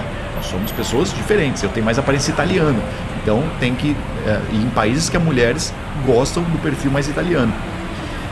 Em Budapeste, por exemplo, eu evito falar que eu sou brasileiro. Eu costumo falar que eu sou italiano, porque elas gostam mais de italiano. Sabe por quê? O preconceito lá, o racismo deles é um pouco alto também com imigrantes, né? Com imigrante mais pobre. Quando você fala de Brasil para alguém lá, eles vão achar que você é um imigrante pobre. Então rola isso aí também, tá? Então eu prefiro falar que sou italiano. Porque eu sou, então não tô mentindo. Mas é isso, tem essas cidades. Mas tem bastante cidade, cara. Acho que quando você é solteiro, você se diverte no mundo inteiro, cara. Até nas cidades piores, assim, sabe? Pô, o Brasil é legal pra caramba também. Floripa, Balneário, pra solteiro é demais, sabe? Tem muito legal, lugar legal, cara. Muito lugar. Vamos pegar mais uma aqui. Glat Anderson. Aparência masculina na Europa pra mulher, barba ou não. Corte de cabelo, roupas, etc. É o que eu mencionei. Sabe uma coisa que eu aprendi, cara? A me adaptar. Tá? Então, assim, tem muita gente que fala assim, não, eu quero que me aceitem como eu sou. Eu acho isso uma cagada. Eu acho que se você falar isso, você não entende de probabilidade, de estatística, né, de matemática. Por quê? Quando você quer ser de uma forma e você quer conquistar alguém numa cidade sendo daquele jeito, que não tende a gostar muito daquele teu estilo, o teu percentual de acerto, de efetividade, vai ser muito baixo. Então, assim, você pode falar assim, eu sou gordinho porque eu gosto e eu quero que me aceitem sendo gordinho. Beleza, só que você vai para uma cidade que as mulheres não gostam de gordinhos, você vai sofrer, meu amigo. É isso, sabe? Então, eu gosto de me adaptar. Eu tô em Budapeste, eu gosto de deixar a barba um pouco mais crescida, né? Por fazer, que a gente fala. E em Budapeste, eu tenho que fazer mais a barba. Eu tenho que me adaptar a sempre fazer. É muito difícil eu ficar mais barbudo lá. Igual eu tô. Agora, como eu tô gravando podcast, por exemplo, eu tô no Brasil, eu tô barbudaço. Cara, eu não ficaria assim nunca em Budapeste. Por quê? Eu me adapto. Sim, eu me visto diferente lá. Dificilmente eu andaria de chinelo numa rua em Budapeste. Muito difícil, cara. Porque europeu é bem vestido. E as mulheres não querem um cara de chinelo porque você vai parecer um gypsy, vai parecer um pé rapado. Já no Brasil, cara, é bem mais normal você andar de chinelo. Você vê uma pessoa de chinelo. E o cara pode ser rico e as pessoas não vão achar que ele é pobre porque ele tá de chinelo. Mas em vários países da Europa isso vai acontecer sim, meu amigo. Então, eu acho que é importante você se adaptar. Como você se adapta? Vendo as pessoas ao seu redor. É isso. Até meu corte de cabelo eu me adaptei na Hungria, cara, que eles raspam na lateral ali. Eu fui no barbeiro e falei, cara, faz do jeito de vocês aí. Então, eu acho que é isso, cara. É uma questão mais de adaptação, sabe? Vamos ver, mais perguntas aqui. Pera, deixa eu beber uma aguinha.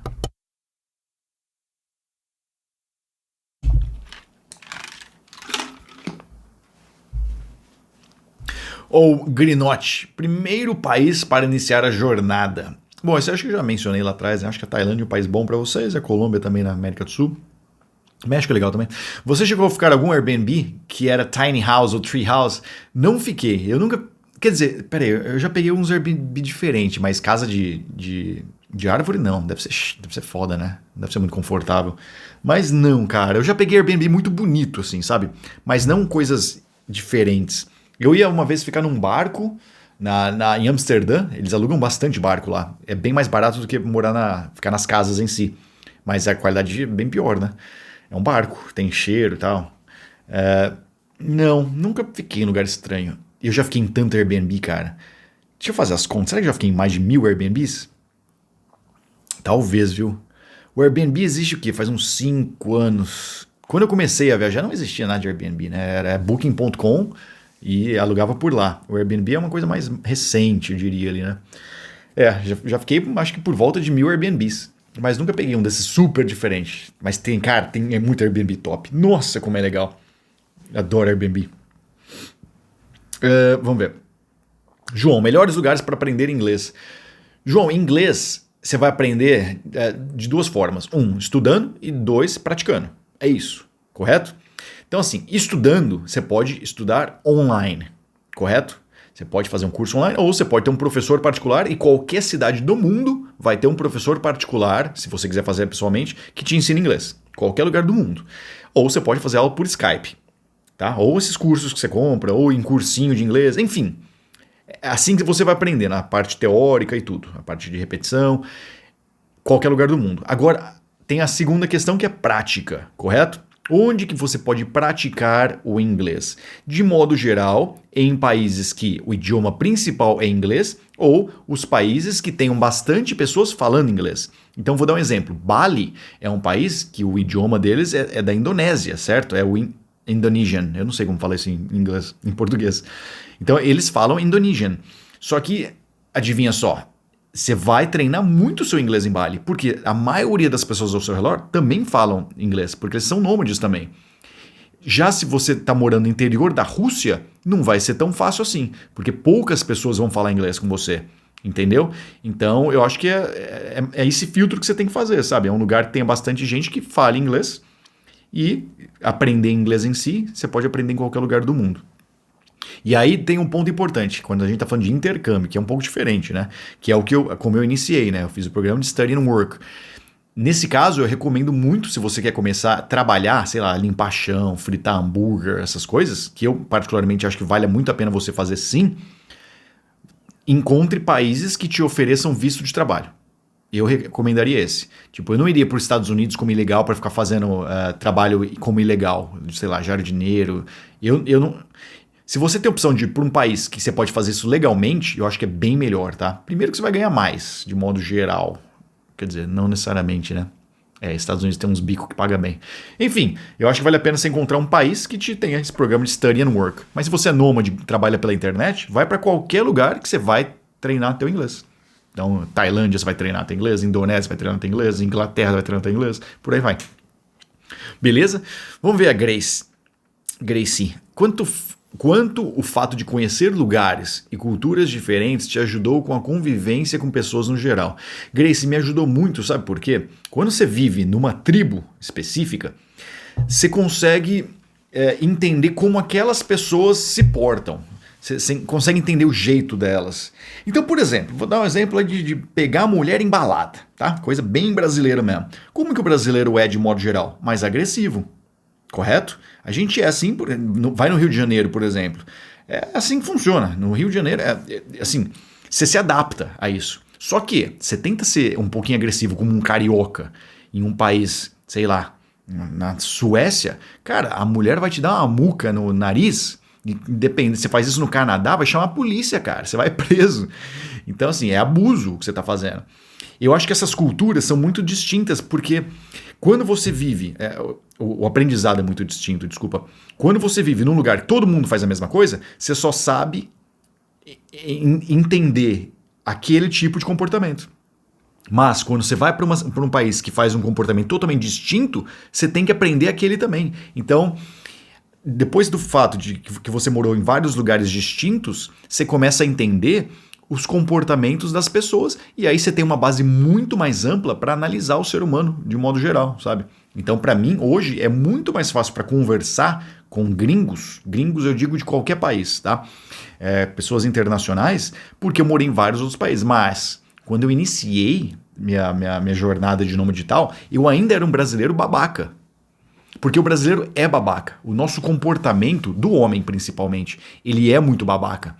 Então, eu levei um tempo, sabe? Para sair dessa etapa.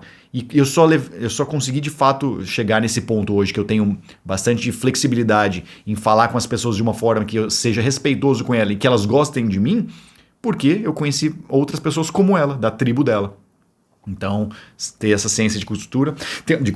Tem um negócio que chama TCK, Third Culture Kid, que são pessoas nascidas, que foram educadas em vários países distintos. Então essas pessoas, sei lá, geralmente filho de diplomata, por exemplo, sabe? Que o cara primeiro tá numa missão em Gana, depois vai pra Suécia, depois muda pra Noruega, e eles estão sempre mudando e a criança tem que ir junto e sendo educada de formas diferentes. Essa criança não tem uma cultura específica. Ela não é uma brasileira, por mais que os pais sejam brasileiros, por exemplo, porque ela foi educada no mundo. E aí que a gente chama de terceira cultura, uma criança de terceira cultura, Third Culture Kid. Então, essas pessoas, essas crianças, têm uma flexibilidade muito maior em conviver com as pessoas de modo geral, porque elas entendem diferentes culturas. Hoje eu seria uma TCK, mas eu não fui quando eu era criança, entendeu? Então eu tenho essa flexibilidade de conversar com gente de qualquer lugar do mundo. E eu me relaciono muito bem com eles, sabe? Porque eu sei peculiaridades específicas dos países, então eu falo uma palavra que deixa eles legais. Esses dias eu me apresentei num grupo que eu fui convidado aí num mastermind de empresas internacionais. E aí eu botei meu post lá e tal, né? E um monte de gente vendo me dar parabéns e tal por ter sido aceito, dando as boas-vindas. Aí tinha um cara que postou, e esse cara era da Croácia, de Zagreb. E aí ele deu toda a mensagem dele, e aí no final eu mandei um vala pra ele, né? E vala é o obrigado deles. E falou, caramba, cara, faz um tempão que eu não ouço alguém falando vala. E aí eu falei, sabe? E ele ficou feliz, o cara gostou. Por quê? Eu tinha esse conhecimento da cultura dele e eu acabei me conectando com ele mais rápido do que se eu tivesse falado thank you, sabe? Então eu acho que é bem legal isso aí, cara. Bem legal de viajar. Vamos lá. Ó, o Caio. Caio perguntou como escolher o melhor país. Então, cara, sabe o que é interessante de escolher o melhor país? Porque eu não acho que ele existe, tá? Eu acho que são tempos da nossa vida. Então, por exemplo, quando você tá solteiro e você tá desesperado atrás de mulher, você não vai querer morar na Itália, meu amigo. Não vai, porque você vai sofrer. Só que, se você tá num relacionamento... Cara, a Itália é maravilhosa. É um dos países mais bonitos do mundo. Então, você vai curtir morar lá, sabe? E não necessariamente estando em casal ou não, mas sei lá, se você tá numa fase mais de boa da sua vida, cara, você vai morar em Ubud, lá em Bali, numa boa. Por mais que não seja um lugar perfeito para solteiros, não tem muito lugar para ser festa e tal, é um lugar que se você tá de boa, você pode acabar conhecendo uma pessoa ou outra. Num ritmo bem menos acelerado, sabe? E essas fases da vida estão sempre mudando, por isso que chama fase da vida, né? Cada hora você está em uma diferente. Então, por isso que você nunca vai me ver comprando um apartamento para morar para sempre. Eu acho que isso não vai acontecer, porque por mais que eu tenha 35 anos de idade, a fase de vida vai estar sempre mudando. Quando eu tiver 45, possivelmente eu vou gostar de coisas diferentes das que eu gosto hoje. Então, hoje para mim, o melhor país é naquela fase que eu tô. E uma fase para mim geralmente dura uns 6 meses, tá? Então não é que eu fico solteiro e entro em relacionamento a cada 6 meses, não. É a fase mesmo de saber o que você quer. Mais de um ano já começa a me dar uma coceira de mudar. Então, sei lá, fiquei 1 ano em Budapeste e falei, pô, vamos passar 1 ano em Moscou agora, né? Para dar uma equilibrada. Agora vamos passar 1 ano em Tóquio. Depois 1 ano em Seoul, na Coreia do Sul. Então vai estar sempre mudando, sabe?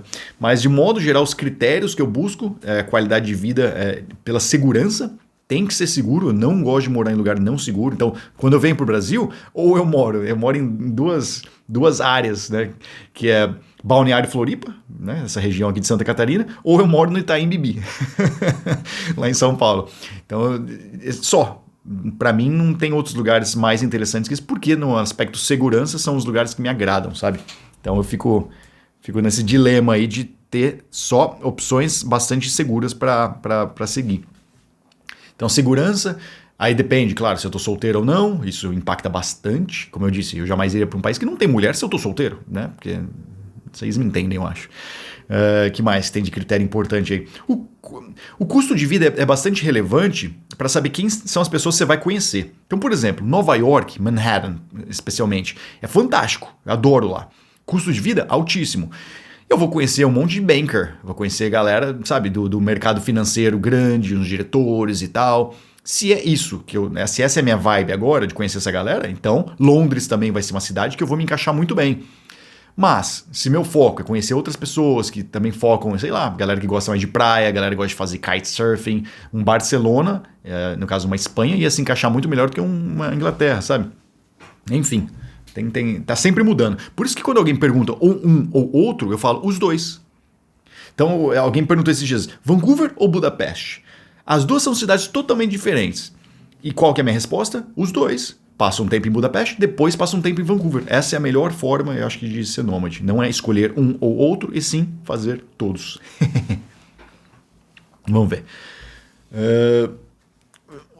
Ao Vila Real. Como viajar ajuda no desenvolvimento de habilidades? Cara, a habilidade profissional vai te ajudar porque você vai conhecer mais pessoas que fazem a mesma coisa que você faz, se você atua online. É claro que você sempre vai ter alguns empregos que você não vai conhecer muita gente que faz a mesma coisa que você, né? Tem gente que atua em uns nichos aí que não tem nada a ver e tal, e aí não vai te agregar tanto assim. Eu tenho alguns amigos que a gente nem fala de business, cara. Ninguém, na verdade, fala de business com eles.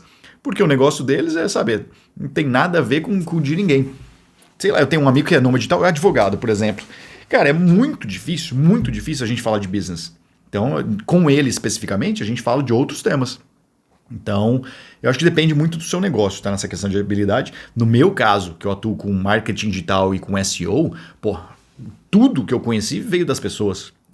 Veio das pessoas viajando. Medellín, para mim, foi uma grande virada de chave na Colômbia. Eu conheci muito americano grande que morava lá e aprendi muita coisa com esses caras. Caras já grandes de fazer 8 dígitos, assim, sabe? Então, esses caras, você convivendo com eles, você vai pegando uma dica ou outra e tal. O SEO também conheci. Eu sou amigo dos maiores caras de SEO do mundo, né? São meus amigos próximos. E aí eu tô sempre aprendendo com esses caras. Como que eu conheci esses caras? Viajando. Eu não teria conhecido eles morando em São Paulo, nunca. Na verdade, eu não conheço ninguém que faz SEO grande em São Paulo, pra falar bem a real. Todos os caras bons que eu conheço estão pelo mundo, nenhum é do Brasil. Então, sabe, tem esses pontos aí que eu acho que te ajuda muito. E a habilidade que eu já mencionei de conhecer gente ali, né? Que é foda, top demais. Vamos ver mais uma perguntinha aqui.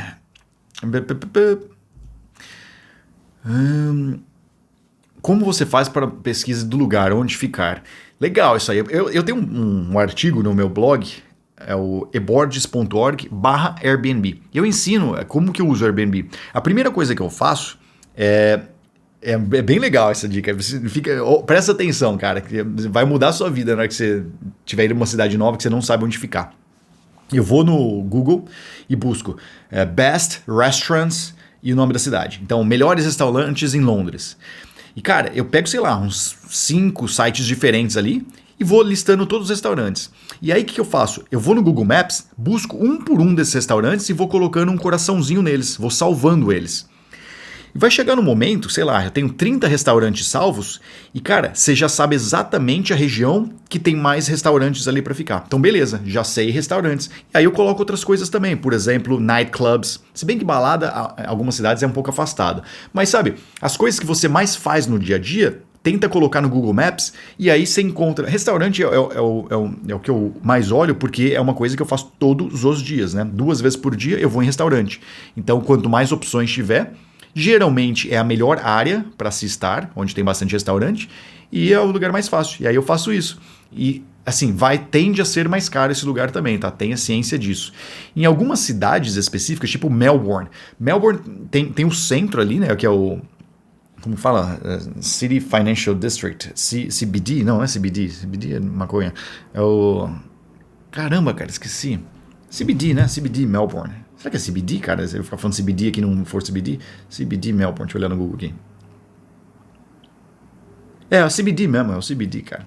Então, o CBD de Melbourne, ele é um lugar, é o centrão, e o que acontece lá? É o mercado financeiro deles, né? Aqueles prédios top, a galera de terno andando na rua e tudo. Só que muita gente não gosta de ficar lá. Todos os locais que você conversar de Melbourne, eles não moram em CBD, eles moram nos suburbs, que são as cidadezinhas ao redor. E aí tem muitas delas. Então tem South Yarra, por exemplo, que é um pouquinho mais hipster. Tem South Melbourne, tem Carlton, que é a parte italiana. Tem vários outros diferentes, sabe? E aí o que eu faço nesse caso? Eu fico períodos específicos em cada uma dessas regiões. É isso que eu faço. Então quando eu mudo para um lugar... Por isso que é muito bom ser minimalista, tá? Porque é fácil você mudar. Eu, por exemplo, em Melbourne, eu ficava um mês em cada região. Eu morei lá por 3 meses, cada mês eu passava numa região diferente. Eu morei, na verdade, em 4 Airbnbs diferentes lá. Porque assim eu consegui explorar todas as áreas diferentes daquela cidade, entendeu? Mas já numa cidade, por exemplo, Budapeste, você vai morar só numa região ali, que vai ser no 5º e no 6º distrito, na região ali da Ópera, da Basílica e de Deac. Você tende a ficar naquela região, não tem outras regiões para você explorar. Você pode até morar do lado de Buda, lá depois do Rio, mas é muito residencial, não tem por que morar lá. Então, e como que você descobre isso de Budapeste? Só fazendo esse hackzinho aí de procurar os melhores restaurantes e salvando no teu Google Maps. E isso é muito útil posteriormente também, né? Porque depois, quando você quiser ir num restaurante, você mandar um rango, pronto, já tá salvo. Legal, né? Vamos ver. O que mais tem de pergunta aqui? Quais 3 habilidades que o nômade precisa ter? O cara mandou quis, não quais. Quais 3 habilidades? Eu tenho um amigo que fala quis, coisa horrorosa, velho. É quais, velho, não é quis. Quis é a banda. Rock. Não tem esse negócio de 3 habilidades, cara. Você tem que ganhar dinheiro online, só isso. Mais nada. Se trabalhar do seu laptop é suficiente para você ser nômade digital. Não precisa de absolutamente mais nada. Como você ganha? Tem N formas diferentes. Vai lá no meu canal do Borges no Instagram ou no meu YouTube, que eu tenho vários vídeos te ensinando. Vamos ver o que mais. O Otávio. Com o conhecimento que você tem, se fosse iniciar na vida nômade digital hoje, qual país iria e por quê? Conhecimento ou dinheiro? Isso é muito importante. Então, assim, se eu tivesse com grana já e fosse iniciar o nomadismo digital e já manjasse de marketing e tal, eu iria para um lugar que tem bastante gente. Agora, seria Medellín, seria CDMX. É que depende da época do ano, tá? Que a galera é igual o pinguim. A gente vai sempre mudando. Então, para explicar melhor. Em dezembro, janeiro e fevereiro, a gente costuma ir para a Ásia, tá? Principalmente Tailândia. Aí depois, passado esse tempo, a gente tende a ir para México. Depois, passado o período do México, o pessoal vai para, acho que Estados Unidos. Austin é um lugar muito bom para ficar também, para o mercado digital. Aí depois a gente volta para a Europa, quando está mais, sei lá, de março até setembro, é legal na Europa. E depende se você gosta de verão europeu ou não. Eu particularmente fujo de lá, porque é muito turista. Então, agosto eu saio de Budapeste, aí eu vou para outro lugar. Então, sabe, você está sempre mudando. Então, acho que o país depende da fase do ano que você está vivendo. Tipo, você não vai querer ficar na Rússia em dezembro, cara. É terrível, é muito frio. Eu passei um Réveillon em Kiev, cara. Nossa, cara, meu Réveillon em Kiev, a história é muito boa. Eu tava com... Quem que era? Era o Zen. A gente tava em 6 caras, eu acho. 3 caras queriam ir na balada, na Xi. Aí eles pegaram, a gente pegou uma mesa lá e tal, caro pra caramba, acho que era $500 por pessoa. Foi uma grana aquele dia. Quer dizer, era pra ter sido. Pera que eu vou chegar na história. E aí tinha 3 outros amigos, que eram espanhóis, que eles queriam passar na praça. Lá tem uma igreja lá que tem uma praça, que a galera local se reúne, né? E aí eu falei, cara, eu vou com a galera pra praça primeiro, pra depois eu vou ir pra galera da balada. E aí o que aconteceu?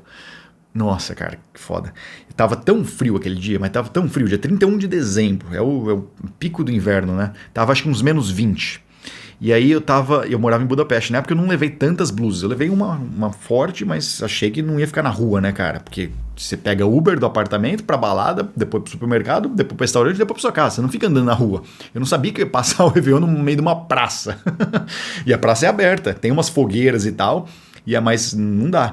E, cara, o que a gente bebia lá, né, em Kiev nessa época era só vinho quente, cara. Que é muito normal na Europa no inverno, aqueles vinho quente. Toda esquina tem alguém vendendo vinho quente. Você não quer nem saber a qualidade do vinho, só sei que sendo quente é igual que você precisa. Você precisa, por quê? Além dele esquentar sua mão, então você fica segurando ele, na hora que você bebe, ele te dá uma esquentada boa por dentro também. E, na boa, menos 20 graus, a única coisa que você quer é esquentar, cara.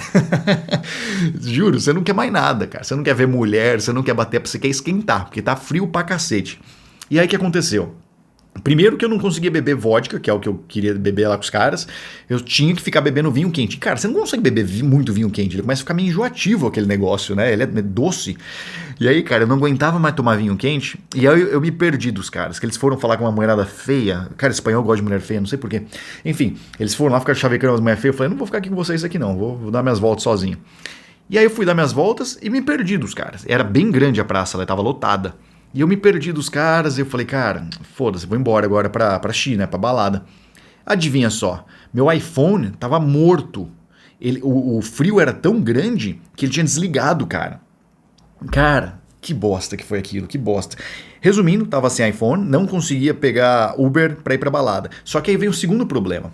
Eu não lembrava o nome da balada nem o lugar dela.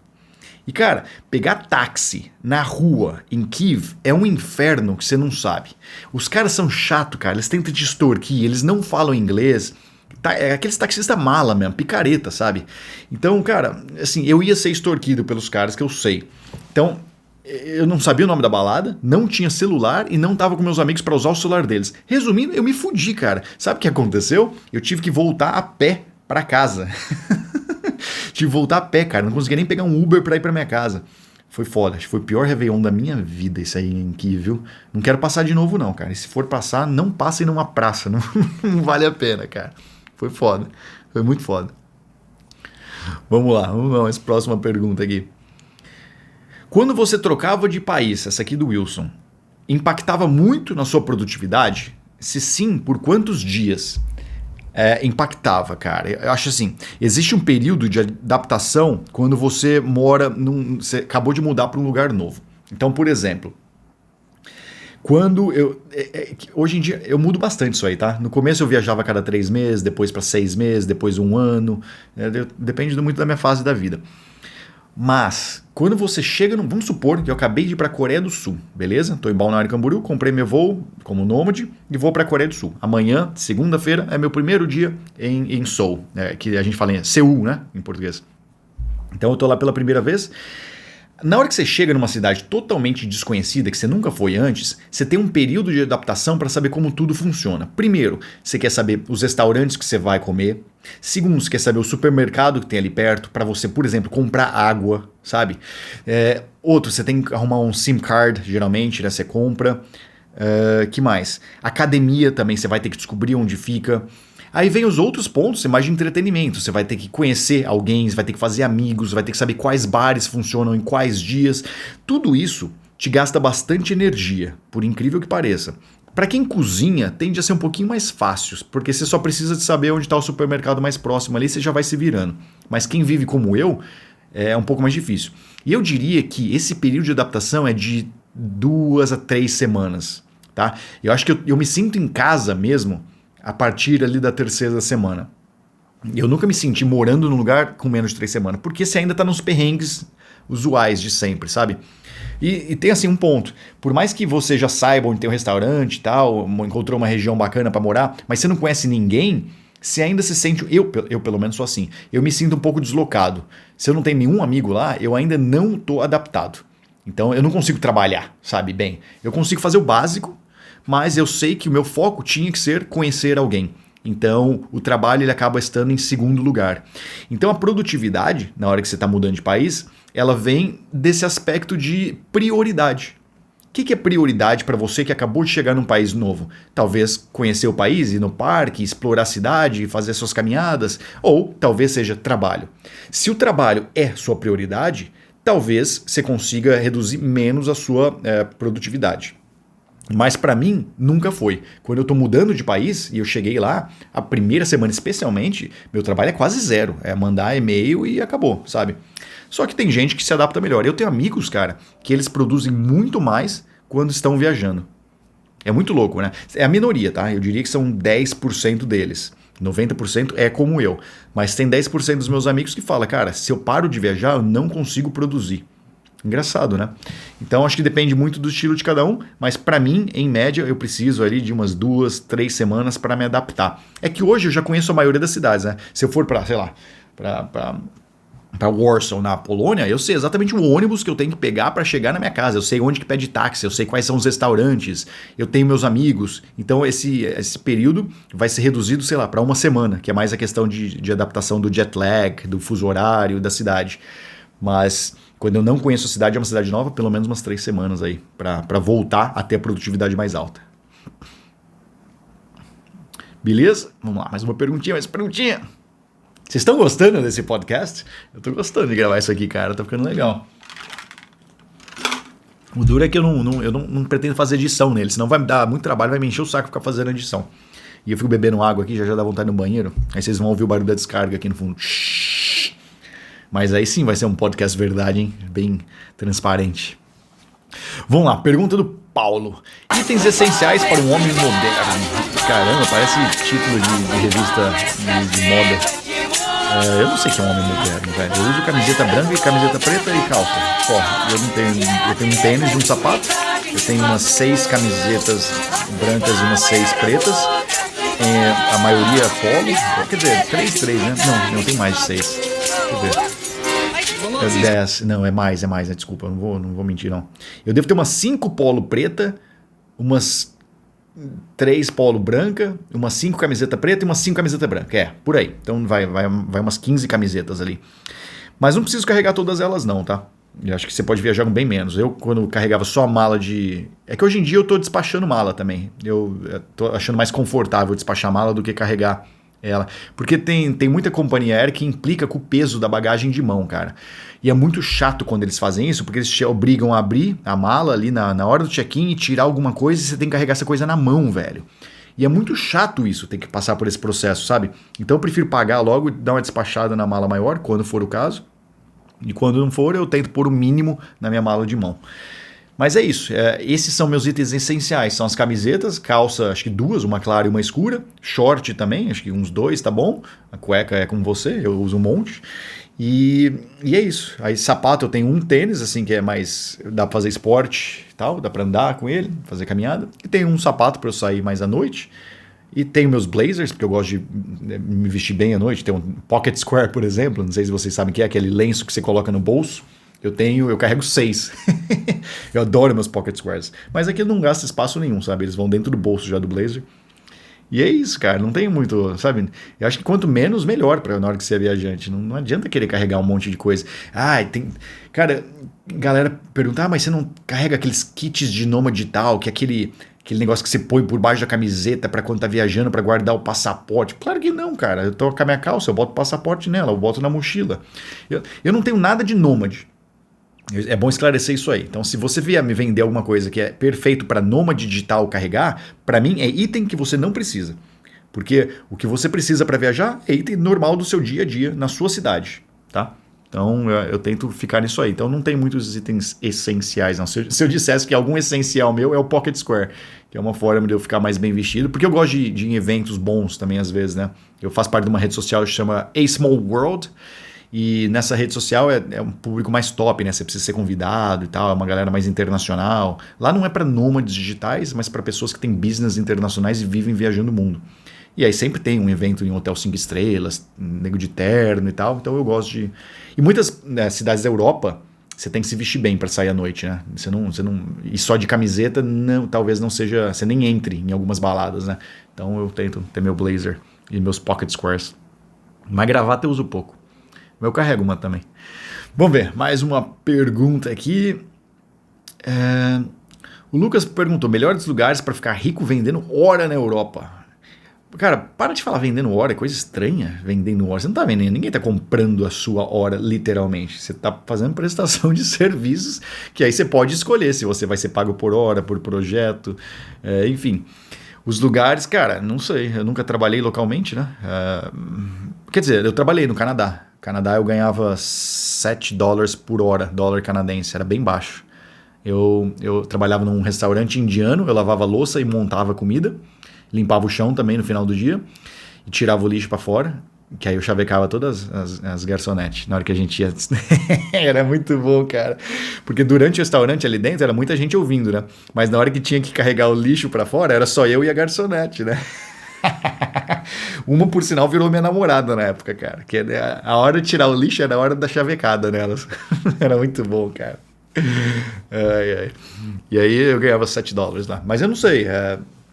Não sei, eu acho que a sua pergunta não é relevante, pra falar bem a verdade. Eu acho que você quer descobrir não faz tanta diferença.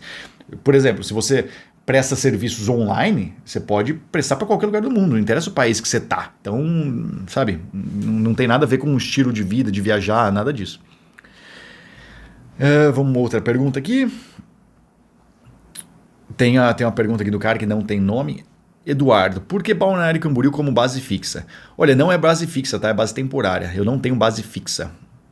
Talvez quando eu for mais velho eu tenha. Hoje em dia eu não tenho. Eu sou bem jovem ainda, tenho 35. Quando tiver, sei lá, uns 50, eu talvez queira comprar apartamentos pelo mundo para poder viajar entre eles.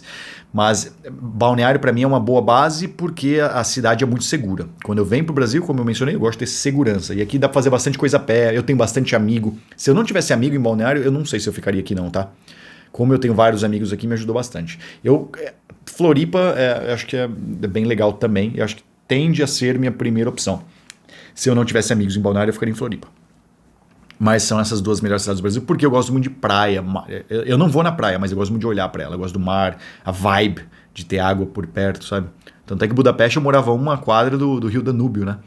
Eu gosto de ficar perto da água. Para mim dá um prazer imenso. Amsterdã eu acho fantástica também. Você mora na área de Rotterdam. Ali é um bairro fantástico, cara. E tem aqueles canais, né, no meio. Puta, é legal demais.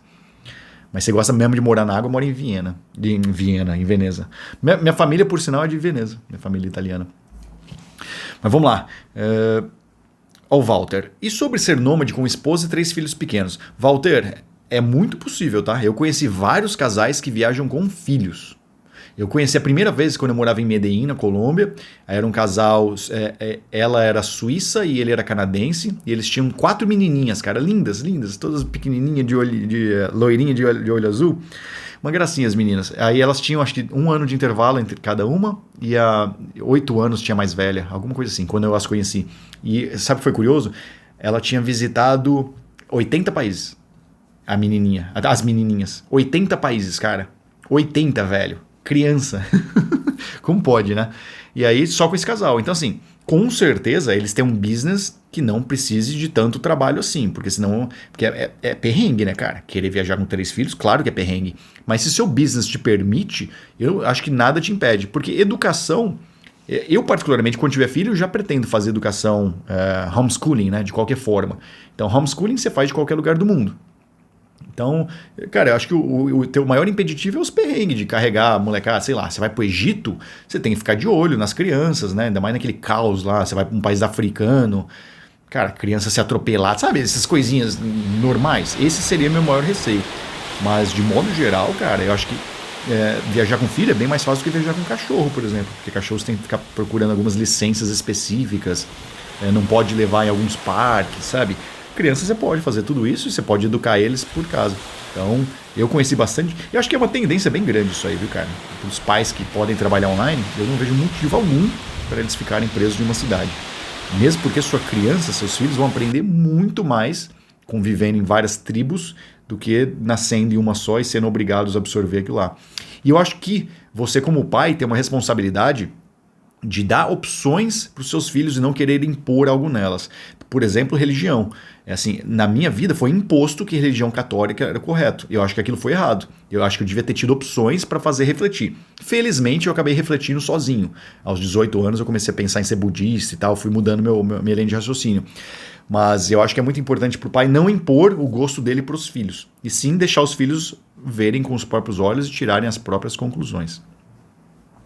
Legal, né? Legal. Vamos ver aqui mais uma perguntinha aqui. Os problemas, o Fabiano quer saber os problemas para quem está iniciando.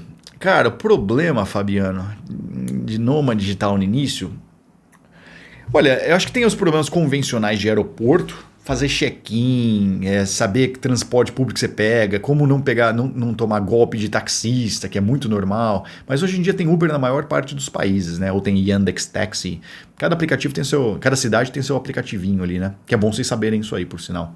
O Nomad List te mostra, se eu não me engano, o aplicativo de cada cidade. Nomadlist.com, do meu amigo Levels. E aí, então, acho que o problema é esses mais perrenguinhos que você aprende muito rápido, sabe? Você, tipo, hoje eu já sei que no aeroporto, última chamada, tem mais alguns minutos ainda, não precisa entrar em desespero. E conhecer gente, eu acho que é legal também. Eu sei uma coisa, uma dificuldade. Essa não é para todo mundo, mas para homens. Ficar bêbado, cara. Tem muito homem, quando fica bêbado, ele é uma bosta. Os caras perdem o total controle do comportamento. No Brasil, isso é mais aceitável. Lá fora, não tanto. Porque por dois motivos, na real. Primeiro que, se comportar como brasileiro num país de regras muito mais restritas, né, tipo Suíça ou Escandinávia, os países da Escandinávia, né? Você pode ser punido, né, cara? Você pode ir pra cadeia por fazer coisas que no Brasil é totalmente permitido. Por exemplo, dirigir bêbado. Cara, você é louco. Nunca faça isso em nenhum lugar do mundo. No Brasil a galera faz ainda, mas é uma cagada. Então, assim... E tem o segundo problema, né? De quando você fica bêbado e perde o controle. Você não vai conseguir se conectar com as pessoas mais, porque você vai perder amigos. Porque quando você é muito chato, cara... Eu era muito chato quando eu era no Brasil também. Só que, de novo, o Brasil era aceitável. Quando eu comecei a perceber que eu era meio chato quando eu tava viajando e os gringos não queriam mais sair comigo porque eu falei alguma coisa inagradável, inadequada, isso começou a me impactar. Então eu comecei a aprender a beber. É isso mesmo. Então, quando eu me tornei um nômade digital mais avançado, eu aprendi a beber, cara. Aprendi as piadas que eu posso fazer. Você não pode chamar ninguém de viadinho, por exemplo, fora do país. Isso não existe, cara. No Canadá, por sinal, eles chamam até a polícia se você usar a palavra faggot. Você não pode fazer isso. Então, sabe, eu acho que é mais a questão do que você fala. Os problemas iniciais, o que sai da sua boca. Mas de restante não tem muito problema, não. É mais esse teu comportamento que com o tempo você vai melhorando. Legal, né? Vamos ver, mais alguma aqui. O Valim quer saber o que me fez largar a CLT. Se eu buscava liberdade financeira. Por isso que eu... Olha, Valim, primeiro que eu sabia que eu nunca ia ser rico como CLT. Um dia eu coloquei uma planilha, eu lembro até hoje, cara. Eu sentei lá no banco depois do almoço, aquele cansaço, né? Depois de almoço, depois de comer aquele pratão, você só quer deitar e morrer. E aí eu abri a planilha, já que eu não ia trabalhar muito, eu falei, deixa eu começar a sonhar. Aí eu comecei a calcular quanto dinheiro eu ia ganhar para os anos posteriores. Isso eu tentei considerar tudo nesse meu cálculo, considerar a inflação, considerar os aumentos salariais, considerar o aumento que eu teria mudando de emprego, considerar uma possível pós-graduação, porque eu trabalhava em banco e aquilo lá tinha algum efeito. Sabe, ia passando isso aí. Aí eu calculei, cara, que se eu não me engano, para ganhar 50 mil reais por mês, eu ia precisar ter 50 anos de idade. Eu falei, cara, nunca na minha vida que eu quero ganhar 50 mil reais só quando eu tiver 50 anos de idade. Não quero. Eu queria ganhar 50 mil reais com, sei lá, 30 no máximo, sabe?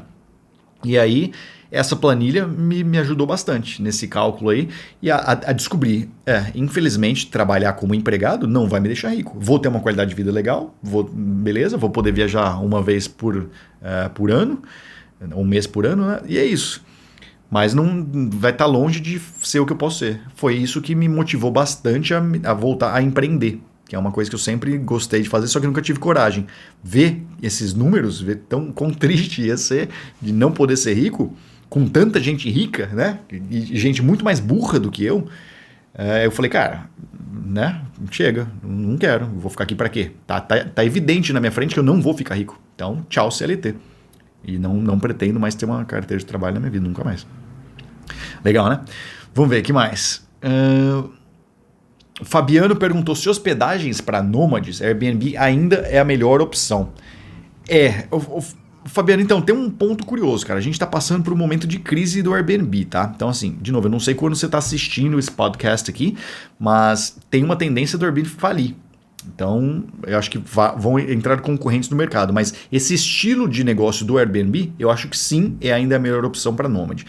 O que eu faço é, quando eu fico por poucos dias na cidade, sei lá, 1 ou 2 dias, eu pego um hotel. Tá? Porque, sabe, vai ter café da manhã, vai ter o check-in mais prático, o hotel pode me ajudar com táxi, qualquer coisa que eu precise. E, geralmente o hotel ele é mais prático para períodos bem curtos, sabe? Apesar que vários Airbnbs hoje em dia o check-in é automatizado também. Mas enfim, mais de 2 dias eu prefiro Airbnb, sempre, tá? Na maior 90% dos países. Talvez na Rússia um Booking.com funcione melhor. Alguns outros países bem específicos, China também talvez tenha alguns outros sistemas. Enfim, Airbnb hoje funciona no mundo inteiro e eu acho que é, assim, ainda a melhor opção, desde que eles não vão à falência. Espero que não vão, né? Porque eu gosto bastante deles, tornam a vida muito mais fácil. Ó, Miriam, rotina de trabalho, como se organiza para prospectar, executar o serviço? Miriam, eu não tenho rotina com nada, falar bem a real. Por mais que eu tente organizar rotinas da minha vida, eu não tenho, é difícil seguir. Então assim, se eu estou treinando academia, eu tenho que ter um horário fixo, porque isso já me ajuda em todo o restante da rotina, sabe? Então se eu tenho um personal trainer, por exemplo, eu vou ter que ir todo dia às 9 da manhã treinar. E aí eu baseio o meu dia em sequência daquilo lá. Então, se eu sei que vou estar livre só depois das 9, eu vou começar a trabalhar às 11 da manhã, por exemplo. Tá? Mas se o meu caso é um pouco diferente, sei lá, eu vou na academia à noite, então eu vou começar a trabalhar mais cedo. Sabe? Porque aí eu vou ter tempo depois para fazer minhas coisas. Eu mudo muito de acordo com o país. Eu não tenho uma rotina de trabalho fixa, mas essa é a minha personalidade. Eu já descobri que muitas pessoas são bem diferentes em relação a isso. E não adianta você querer aprender com a rotina dos outros. Sério, não funciona. Não adianta ler um puta livro de produtividade, porque eu acho que rotina não pode ser generalizada. Cada um tem as suas necessidades. Então, para mim é assim. Eu gosto de. Por isso que eu só tenho business que não me demandam hoje dor de cabeça. Para você ter ideia, o que me fez migrar para ser de fato um empresário e não mais um prestador de serviços. Eu tive agência, tá, por bastante tempo, agência de marketing digital, de business development, de assessoria de imprensa. E aí eu tinha clientes, né? E grande parte do meu trabalho era fazer call com os clientes. E aí quando eu estava em Cartagena, não, estava em San Andrés. San Andrés? Sei lá. Não, era Cartagena, desculpa, na Colômbia. Isso foi em 2015, eu acho. Já eram 5 anos de nômade digital aí. Eu peguei e tinha uns amigos meus, eles iam pegar um cruzeiro chamado Nomad Cruise, que é um cruzeiro de nômades digitais, que é o meu amigo Johannes que organiza. E aí, o que aconteceu? Eles me chamaram, eles me convidaram para ir. Então o navio ia sair de Cartagena até Lisboa, né? Ia para Portugal. E aí, o que aconteceu? Eu não podia pegar esse navio com eles porque eu tinha que fazer call. O navio, a conexão é satélite e pega bem mal a conexão. E aí não dava, né? Eu falei, pô, meus clientes vão me matar se eu não conseguir falar com eles. Então aquilo lá me impactou um pouco, sabe? E foi a partir daquele dia que eu comecei a me direcionar a não trabalhar mais com clientes, a ter de fato minhas empresas. E aí eu voltei a ter meus sites, eu tenho meu SaaS, hoje eu tenho business que são bastante passivos e não demandam horário, uma rotina minha de trabalho. Eu posso trabalhar exatamente a hora que eu quiser. Então hoje eu consigo me basear mais na minha vida pessoal. Então academia e sair com os amigos, em primeiro lugar, trabalho vem em segundo lugar ali, né, na questão de definição de horário. Curioso, né? Vamos ver mais algumas perguntinhas só, porque já a gente vai encerrar esse podcast de 2 horas. Cara, é legal falar com vocês aqui por 2 horas até, viu? Deixa eu ver quanto tempo deu isso aqui. Será que vai ter edição? Acho que não, né? Não, dá muito trabalho ficar editando áudio de 2 horas ainda. Imagina o editor ter que assistir tudo. Nossa, vai sem edição mesmo. Vale a pena ir para o exterior como nômade ainda esse ano, em 2021? Vale? Ué, por que não vale? Cara, isso aí eu vou te falar já. Você está querendo arrumar uma desculpa. É isso que você quer. Então assim, você sabe que você tem que fazer uma coisa, só que você tá louco para achar uma desculpinha para não fazer. Então eu identifico isso de longe nesse tipo de pergunta. O cara quer uma desculpinha, falar, não, o Eduardo Borges falou que agora é um ano ruim, porque tem menos lua cheia. Aí o cara não viaja. Não pode, velho. Não, para com essas desculpas aí. Você quer fazer uma coisa, faz. Vamos ver. País para quem tá com orçamento baixo, 8 mil. Cara, assim, você falou 8 mil reais, né? é uma coisa que é importante saber, vamos falar sobre isso, galera. A moeda real é uma bosta. É uma das piores moedas do mundo, tá? Eu acho que assim, a gente não vai perder para Venezuela, felizmente. A Turquia também costuma ter uma moeda bem ruim. A Rússia também tem seus pontos baixos ali, mas o Brasil tá sempre uma bosta. Então, saibam que o nosso real há uma tendência natural de estar sempre desvalorizado perante o dólar, e isso, se você olhar sei lá, os últimos 20 anos, você vai ver, não, 10 anos, você vai olhar que é que eu não lembro quando que entrou o Plano Real, né? Mas enfim, desde que eu me conheço por gente que eu faço a conversão, o dólar está sempre ficando mais caro. E isso tende a acontecer. Então, R$8.000, eu não sei quanto que vai estar valendo dólar quando você for viajar. Então, a minha dica é, se você é uma pessoa que pretende viver viajando o mundo, começa a dolarizar o seu pensamento. Eu acho bem válido você fazer isso. Desde quanto você ganha até quanto você gasta. Beleza? Porque aí você vai ter acesso muito mais fácil comparativo ao mundo. Porque na hora que você tenta comparar R$8.000 ao restante do mundo, a primeira coisa que você tem que fazer é virar para dólar, depois você vai virar para a moeda local do país para saber se está caro ou barato. Então, fale sempre de dólares, tá? É mais fácil. E a moeda que eu particularmente acho melhor você se basear. Pode ser euros também, mas dólar é aceito, é uma métrica mais mundial do que euro, né? Euro funciona mais na Europa, né? Então, 8 mil, o que será? Quanto que dá agora? Deixa eu ver quando está uma conversão. Vai estar uns 5,70, será? Deixa eu fazer umas contas aqui. 8 dividido por 5,7, $1.400. $1.400, países para isso aí? Olha, uma coisa é fato. Se você quer dividir apartamento com as pessoas, se você quer cozinhar, cara, você consegue morar em vários lugares, tá? Com esse orçamento. Você consegue morar em vários países da Europa. Você consegue morar na maioria dos países da Ásia, você consegue morar na América Latina também, em todos os lugares, desde que você esteja disposto a economizar. E eu acho que os dois maiores gastos que existem para um nômade é alimentação, que você pode reduzir em 80% o valor se você cozinha, e o segundo é estadia, que você pode reduzir em 80% se você divide apartamento com outras pessoas. Então, quando iniciei, eu dividi apartamento por bastante tempo na minha vida. Aí, depois, quando eu fui ganhando um pouquinho mais, eu passei a morar sozinho. E hoje eu não divido com ninguém. Eu tenho um monte de amigo que ainda gosta de morar com amigos. Eu não gosto. Eu prefiro morar sozinho mesmo. Eu me sinto muito, sei lá, adolescente morando com amigos, cara. Mas é uma opção. E aí, acho que dá vários países. Então, sim, $1.500 você consegue vários países desde que seja mais reduzido, tá? Então, se você quer um estilo de vida como o meu, são poucos os países que dá para morar com $1.500. Eu particularmente não conseguiria morar com... Quer dizer, não, no estilo de vida que eu mantenho, não tem como eu morar com $1.500. É muito difícil. O mínimo para mim ali seria uns 3 mil... Né?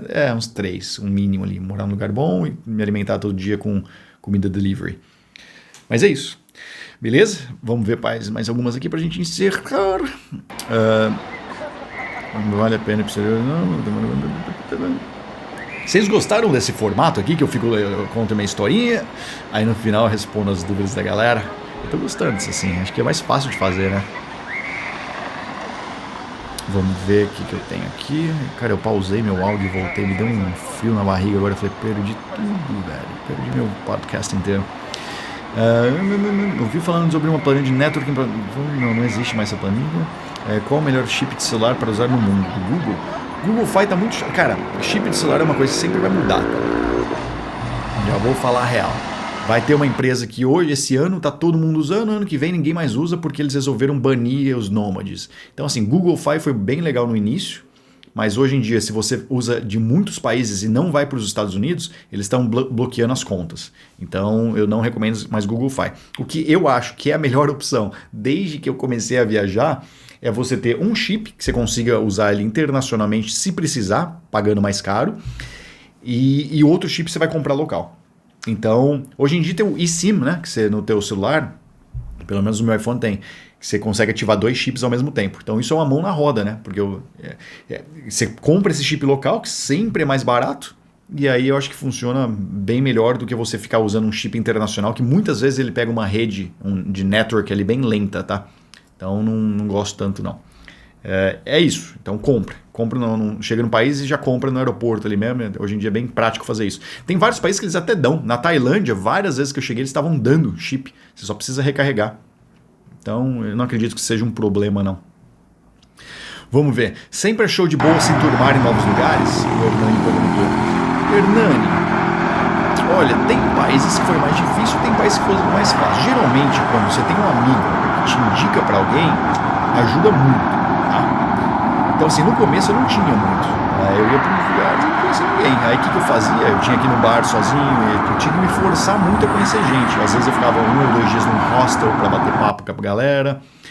Eu usava o aplicativo do Couchsurfing, tinha um negócio chamado Hangouts, eu acho, que você se conectava, né, com outras pessoas. Tinder também, aplicativos de dating de modo geral te ajuda, mas não tanto, porque a mulher não te apresenta homem, né? Isso que é foda. Porque você quer sair uns parceiros pra ir na balada e tal, né? Se enturmar, bater papo de business. E no Tinder você não vai encontrar isso.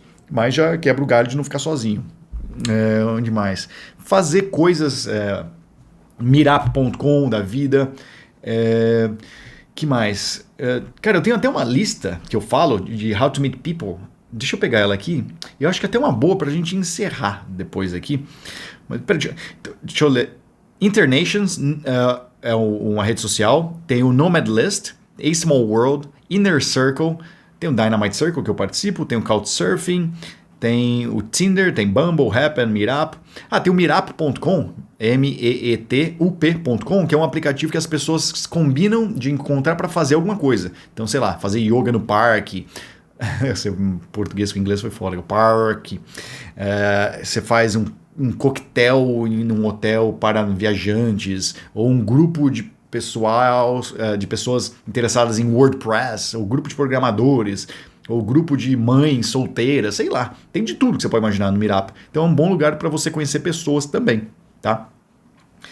Então, e é isso, cara. E tem os grupos de Facebook também, viu? Que é legal. Tipo, sei lá, tem o Expats in Bangkok, que são expatriados morando em Bangkok. Tem também de brasileiros em Toronto. Tem quase todas as cidades do mundo, maiorzinhas, tem um grupo de brasileiros e o nome da cidade. Isso no Facebook, tá? Você sempre vai encontrar. Eu, particularmente, não me relaciono tanto com brasileiro assim, porque o brasileiro costuma ser mais pé rapado, de modo geral. Eles vão lá para tentar ganhar vida e, sei lá, os caras trabalham. Sim, nada contra, tá? Eu já fui esse cara pé rapado também, mas hoje, como eu atingi um nível melhor, eu prefiro lidar com pessoas do meu nível. Então, tem que fazer esse filtro, sabe? De brasileiros não costuma ser o povo mais interessante, de modo geral. E é isso, para você conhecer pessoas, acho que seria por aí. Ou quando alguém te apresenta. O que eu faço bastante também é postar no meu Facebook. Galera, tô indo para Tóquio amanhã, vocês têm algum contato? Marca aí para mim. Aí os caras marcam os amigos deles e aí eu acabo conhecendo os amigos deles. Mas isso me levou alguns anos, né, para chegar nesse ponto, porque eu tenho vários amigos que podem me recomendar para essas outras pessoas, né? Legal, né? Mas, cara, assim, no começo é mais difícil. Tudo é mais difícil no começo, né, cara? Mas depois, eu posso te falar com bastante propriedade. Vai ficando melhor. Você vai tendo mais amigos, vai ficando mais fácil sair. Tudo é melhor, tá? Então não se preocupa com esse... Eu sei que esse é o medo de muita gente, de não conhecer gente. O que você precisa é falar inglês, tá? Isso é essencial. Essa é a única coisa que eu não vou ficar te motivando muito. Não, dá pra viajar sem inglês? Dá. Mas vai ser um perrengue chato. Aprende inglês logo, cara. Aprende inglês que é a melhor opção na sua vida. Beleza? O Felipe perguntou como que eu cuido da saúde. Felipe, é o seguinte, cara. No começo eu tinha mais medo disso aí, tá? Então eu fazia aqueles seguro de saúde. No meu blog, no eBords.org, eu tenho até um artigo ensinando a fazer isso. Mas, para resumir, eu faço uma cotação em vários sites diferentes e vejo qual que é o melhor. Ponto. E vejo qual que é mais barato, na real, né? Melhor não. Mas eu não sou uma pessoa com problema de saúde. Então eu não uso hospitais. Todas as vezes que eu precisei, eu não tinha seguro e eu acabei pagando do meu bolso mesmo. Então eu precisei na Ucrânia e eu precisei na Hungria, em Budapeste só. Então dos 18 países que eu morei, cara, eu falo 18, parece 8, né? Minha língua enrola. 18 países que eu morei, eu só precisei de hospital em 2. E no Brasil também, né? 3. Então, eu não me preocupo tanto com isso. Mas se você é uma pessoa que tem problemas de saúde e tal, pega esses seguros de viagem internacional, que eu acho que vai te dar um alívio, pelo menos, né? E aí você pega o que você achar mais barato. Acho que não tem muito critério, não. É mais questão do preço. Se funciona ou não, você vai descobrir na hora, né? Espero que funcione, cara. Ó, mais uma aqui do Mário. Como faz para adaptar a um local? Uma nova cultura, novos hábitos. Eu acho que isso aí leva mais tempo no começo, tá? Eu acho que começo, tipo, meu primeiro país, cara, eu fiquei triste, sabe, por um tempo. Eu sentia saudade da família, eu sentia saudade da ex-namorada, eu sentia saudade dos cachorros, dos meus amigos, de tudo, cara. Saudade é o preço que se paga por momentos bem vividos. Ela sempre vai existir quando você está num lugar novo. Só que você tem que ter ciência que se você quer se fortalecer, quer ter aquilo lá como teu estilo de vida, você vai ter que se adaptar. Vai sofrer mesmo, meu velho. Vai. É igual você tomar um tapa na cara. Você tomou um tapa pela primeira vez, na próxima vez que vierem te dar, você vai desviar, você vai aprender. Então eu acho que é por aí, sabe? Adaptação, eu acho que essa é a melhor coisa que a gente precisa na vida pro ser humano de modo geral. Começo é mais sofrido, mas chega uma hora. Hoje em dia eu vou pra Bangkok, eu ando até de descalço na rua, eu sei onde eu tô indo, sabe? É muito bom, cara. Hoje o mundo é minha casa. Eu não tenho mais um lugar que eu chego e falo, nossa, que lugar estranho. Eu morei em tanto lugar por tantos anos que literalmente eu considero o mundo minha casa. Então qualquer lugar que eu vou, eu me sinto em casa. Espero que isso aconteça com você um dia também. Espero que você tenha curtido esse podcast. E manda lá, me segue lá no canal do Borges pra gente participar juntos do próximo. E deixe seus comentários, engaja aí comigo pra eu saber que você tá gostando. Valeu, um grande abraço.